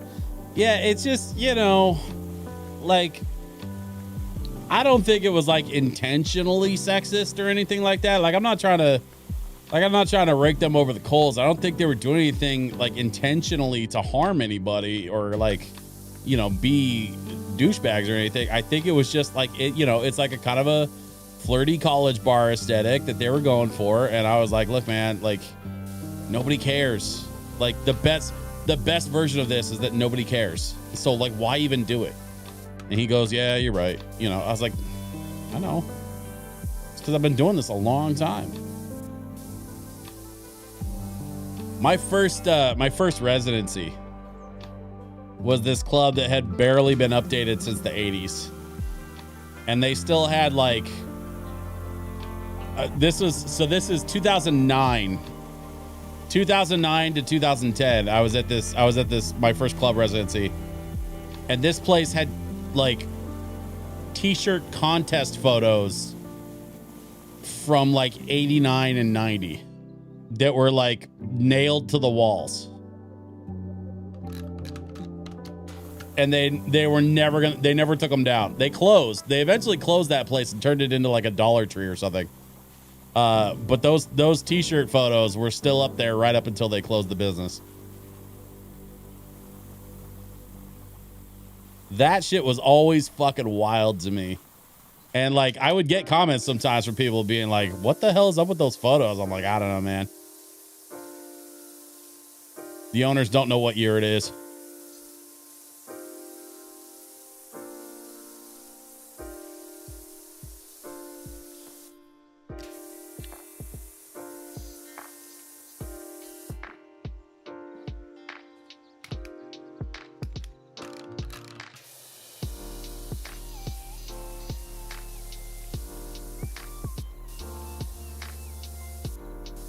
I've got my fair share of crazy stories from the club world. I'm glad to be out of that side of the business, though. I went and played a club for Halloween as like a one-off kind of stand-in thing, but for the most part, I am just not interested in doing club gigs anymore.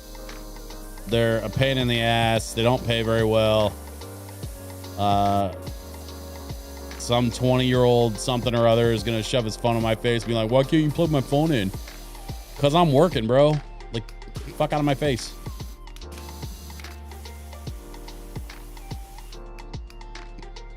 Yeah, well, your music sucks. You're a shitty DJ. All right, man. That's how it always goes, you know? Hey, will you play my song? No. Well, you suck. Okay.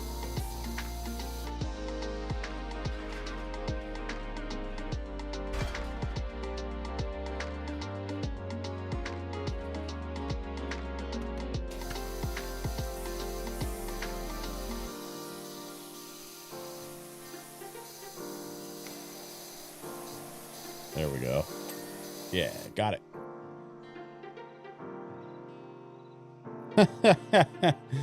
People indeed.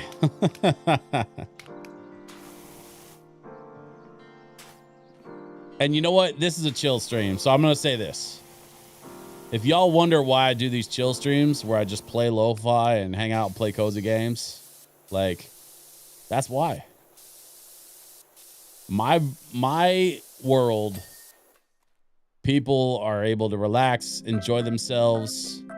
I want to enrich people's lives, not take from them. This is why we're here. This is why we're doing lo-fi. This is why we're doing chill games. It's because I spent too many years getting wound up in the clubs by drunk jerk faces, and I'm tired of it. So I just want to do this. And you know, I would love to blow up as a streamer and be able to make a living doing this. But even if I never blow up as a streamer, like, I'm still just going to do this because I like it and it makes me happy. The end. That's all it is. It's just chill and I like it and it makes me happy. And that's honestly, that's all it takes for me to be good with it. Like, I don't care if I make $100 every 3 months on Twitch or whatever. Like, that's not really why I'm doing this.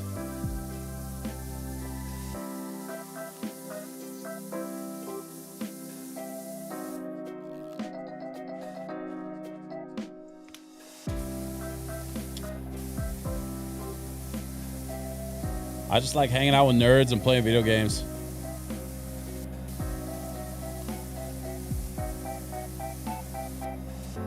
So, like, working with a lo-fi label like Hiraga, that's the dream, man.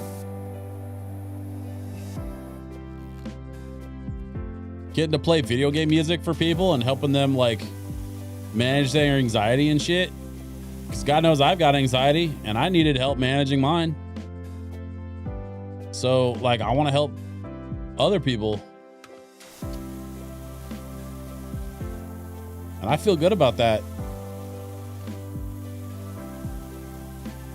I've got a set of skills and I want to use those skills to help people. And this is part of how I do that. Like I got other stuff I can do to help people too, but like this is part of it. It's just playing lo-fi and playing chill games and kicking it. I don't know why I'm all up in my head tonight.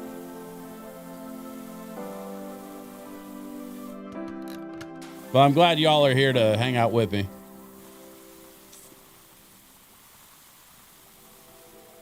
Get this lovely barn roof cleaned up, and then we will call it a night.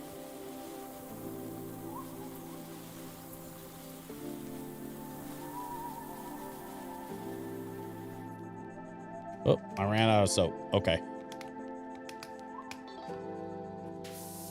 Time to do some cleaning.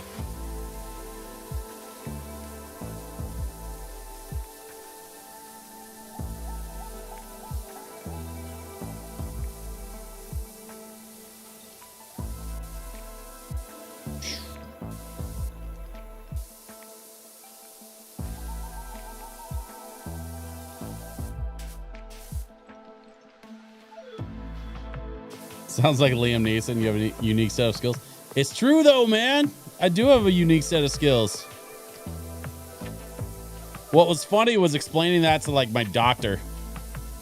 I had to when I was taking my weight loss meds last year, and I was telling her like, hey, let's get this weight down so you can put me on a plane and go have me talk to people and do speaking engagements and shit. And she's like, yeah, that'd be cool. I'm like, no, you don't understand. I do this for a living. She's like, oh, all right. Well, I'm sure we'd love to have you. And I was like, yep, let's get this, let's hit that first 100 pounds and see if we can shove me onto an airplane.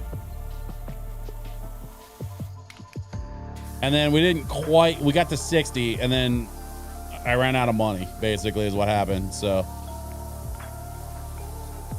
I'm hoping going into this next year, I might be able to figure out something else. Got a couple of options I'm looking at, trying to get back on those meds because those meds are working for me, man. I just got to keep it going,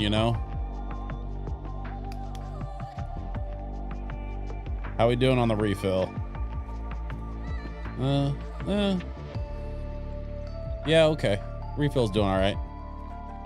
Let's keep going.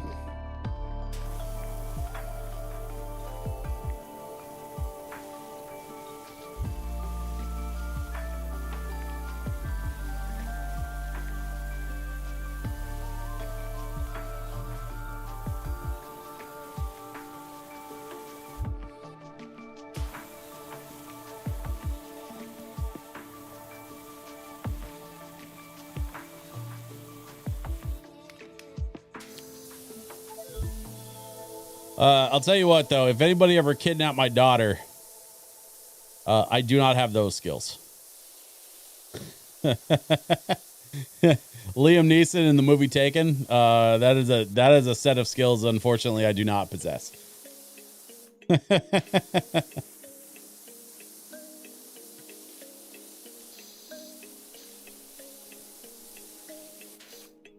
If somebody took my daughter, I would be utterly useless. Like just a complete waste of space. Liam and the Naked Gun? No, that's the thing, man. Liam and the Naked Gun still solved the crime and shit. Like he was still a badass cop, albeit a silly one. Like even that dude had more skills than I do.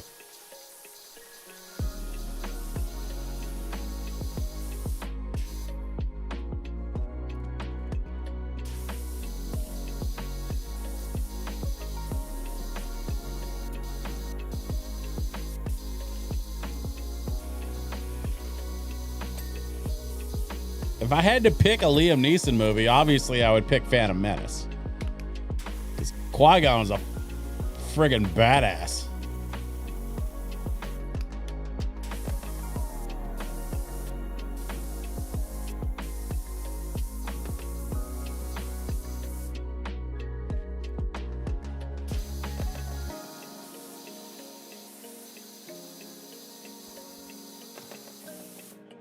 Who? What do you mean who? Qui-Gon Jinn, Liam Neeson's character in The Phantom Menace. And don't pretend like The Phantom Menace was not part of Star Wars canon. Don't be that Star Wars fan.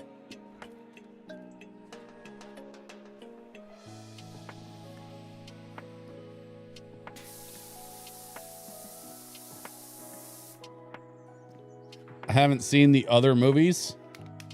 What other movies are you talking? Wait, you mean like besides 4, 5, and 6, the original trilogy? Man.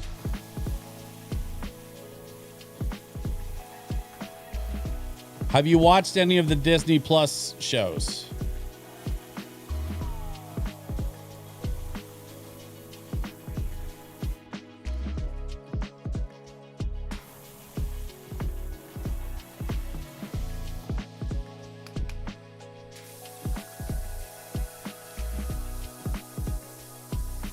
No, Disney Plus is blocked on my network. Ah, okay.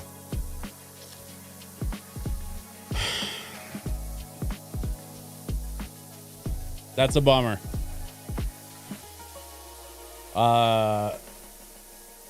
Some of the best Star Wars has been made in the last 5 years.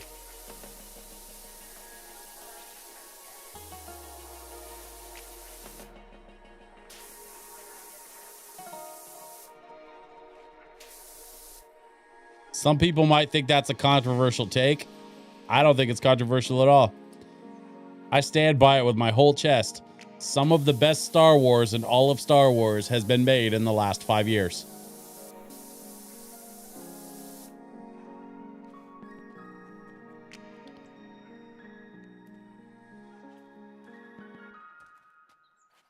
Okay, so this roof should be done. So why is it not?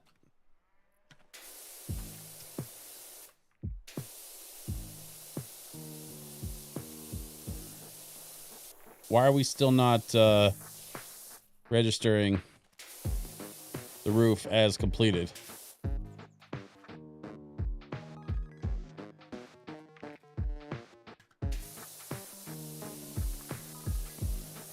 I don't understand.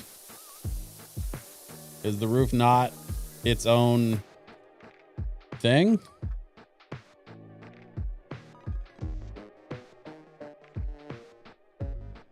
Roof 0 to 4, 98%. All right. What the hell?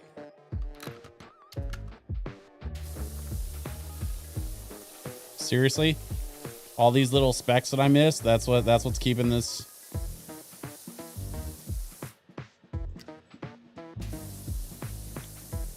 Says the roof is in 4 pieces.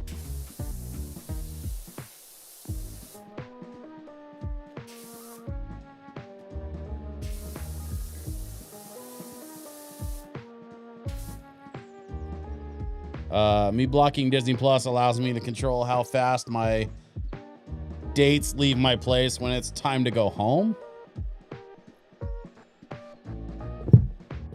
You lost me. I don't understand what that means.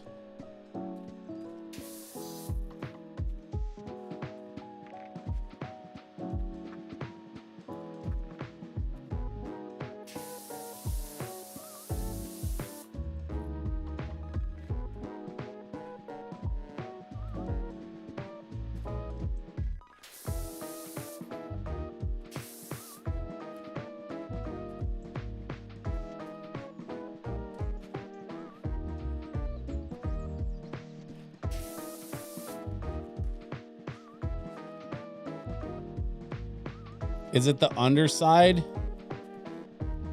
Is it like this shit? Is that what I'm missing?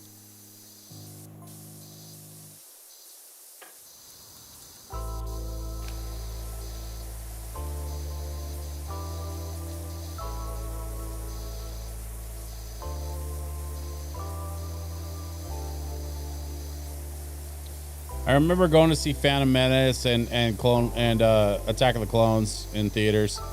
And I actually remember sitting outside of the theater on premiere night for Revenge of the Sith.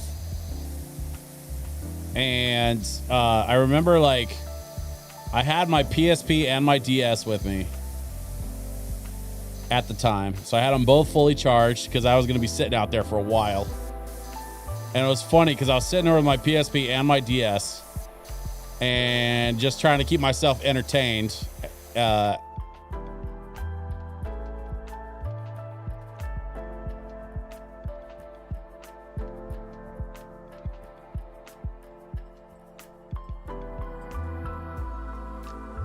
Having a block prevents them from being able to log into it on a smart TV. Got it. That's a little bit. Yeah, I mean, that's a little weird, but you know, you do you. You gotta protect your peace, my guy. That's important. No judgment. Like I wouldn't do it personally, but I'm not judging you for it.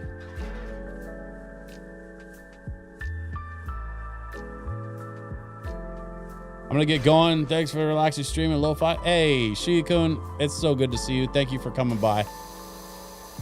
We'll be back next Wednesday night, as usual, and we will pick up where we left off with the barn. I'm just trying to get this this roof section finished, and then we'll probably call it a night.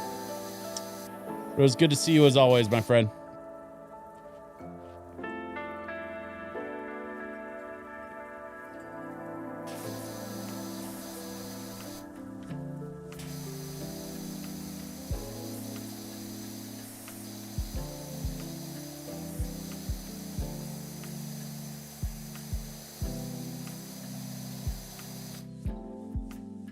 Man, this roof section, why is this? Is it really? It's like all this? Is this why I'm not getting this thing cleared? It's because of this right here? It is. I just cleared a thing. Okay. So that is it.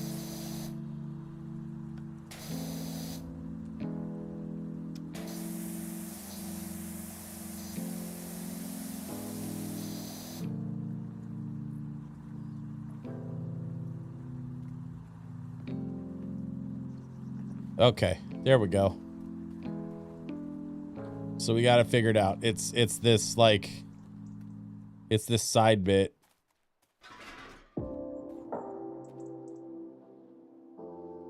This is so dumb. Is that, yeah, that's the right way. Okay.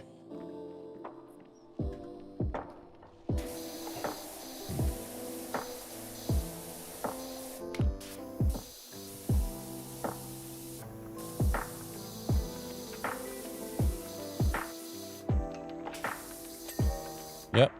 There's that roof section. And then we got this roof section.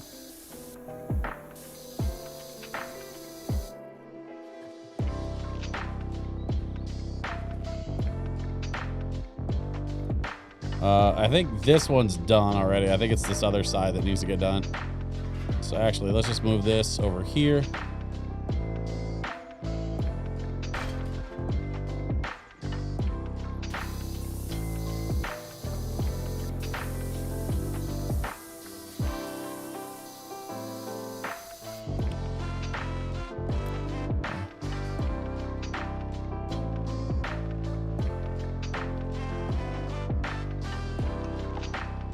I would vote for Spiritfarer from your list of games, or Gree or Dave the Diver, all great games.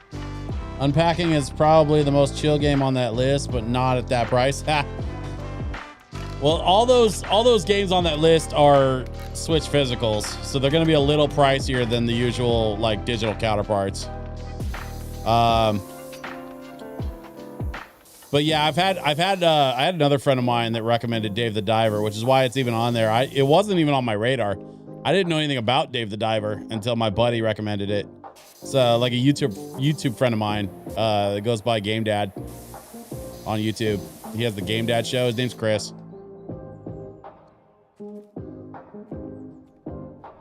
He will hang out sometimes on Twitch if I bug him enough, he'll come hang out. But he's been kind of busy lately because he and another YouTuber friend of ours just started working on the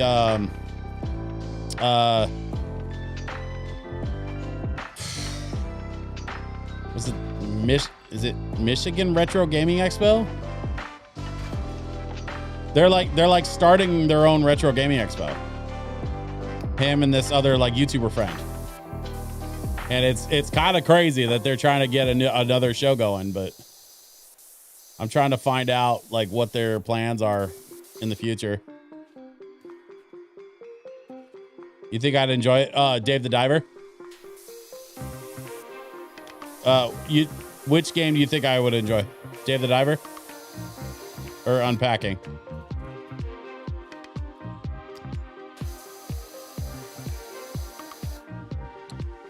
I would visit Michigan for a gaming expo.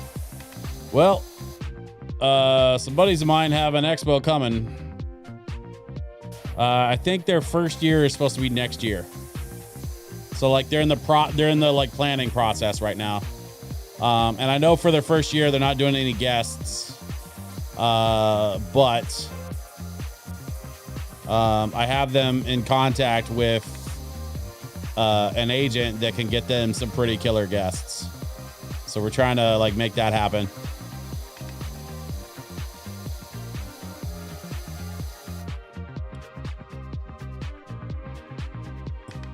In this economy?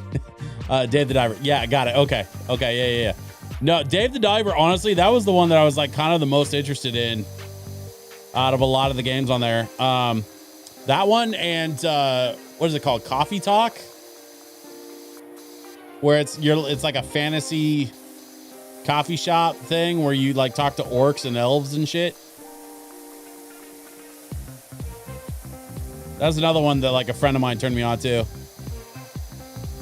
And they did a European release, but it works on North American Switch consoles. That's how I ended up playing the Bear and Breakfast game on the Switch, because I got a European release.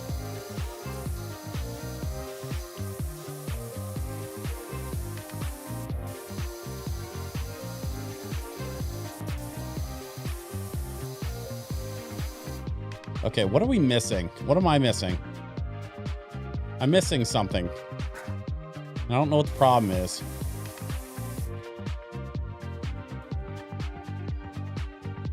Oh, is it this shit?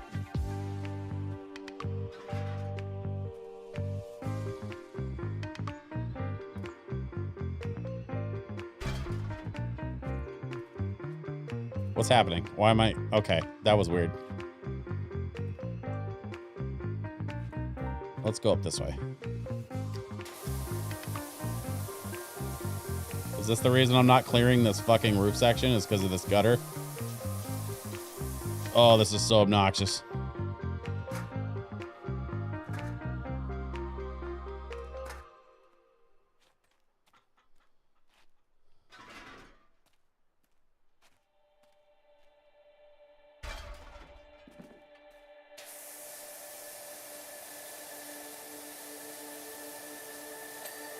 There we go. Okay. Well, it looks like we got the roof done. I think the gutter's kind of a byproduct of the roof stuff, but we can go ahead and finish this up.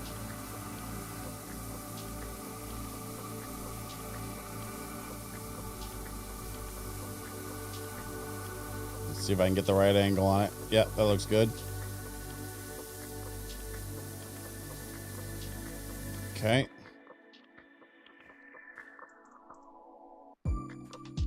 The gutter should be clear. Why is it not? Is it the underside? Oh, yeah, that'll do it.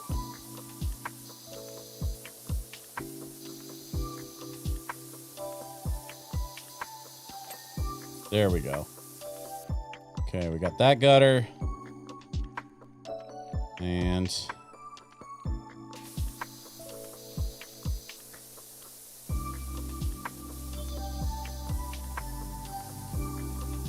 see if we can get this one.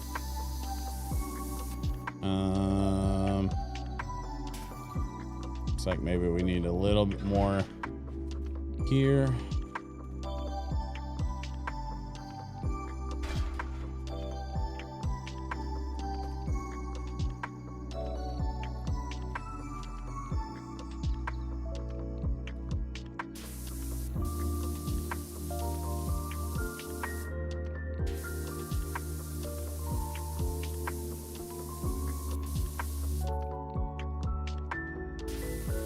There we go. Okay, it's this stuff.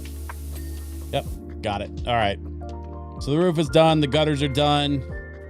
Now we just have the walls and the doors and a couple windows. And then, of course, we have the silo, which will need to be addressed as well. But we're going to tackle that stuff next time, y'all. For now, we're going to go ahead and just hit save. And we're going to head back to base.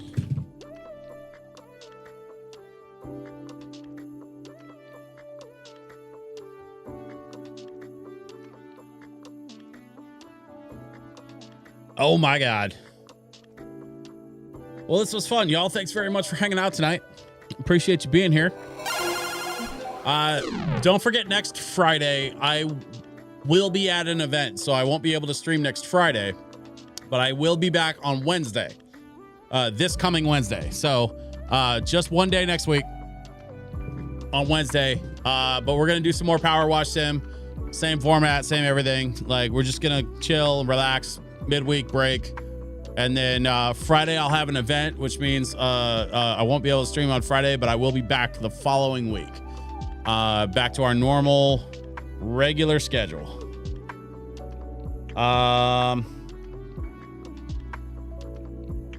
Sorry, folks. I just wanted to take a quick peek at my messages. Okay. Yeah, nothing important. All right, cool. So, thank you again for hanging out tonight, y'all. It was great to see everybody, and I will see you next Wednesday. I hope you have a great weekend, and I'll see you then. Bye-bye.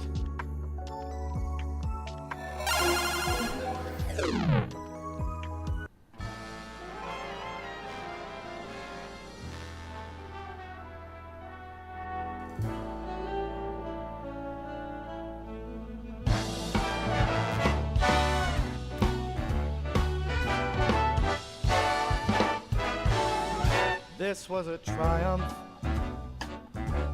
I'm making a note here, huge success. It's hard to overstate my satisfaction. Aperture science. Do what we must because we can.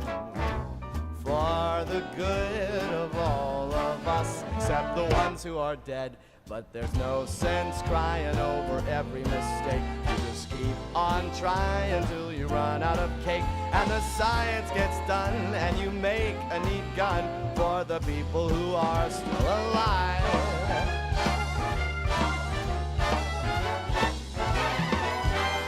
I'm not even angry. I'm being so sincere right now. Even though you broke my heart and killed me, tore me to pieces, and threw every piece into a fire. As they burned, it hurt because I was so happy for you. Now these points of data make a beautiful line, and we're out of beta, we're releasing on time. So I'm glad I got burned to think of all the things we've learned for the people who are still alive.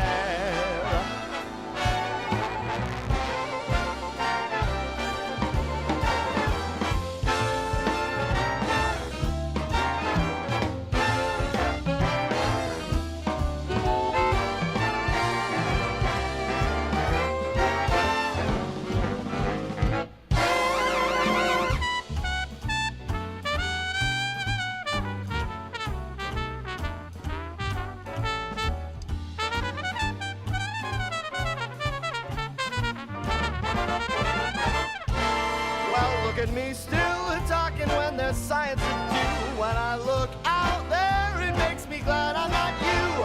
I've experiments to run, there is research to be done on the people who are still alive. And believe me, I am still alive. And while you're dying, I'll be still alive. I feel fantastic and I'm still alive. And when you're dead, I will be still alive.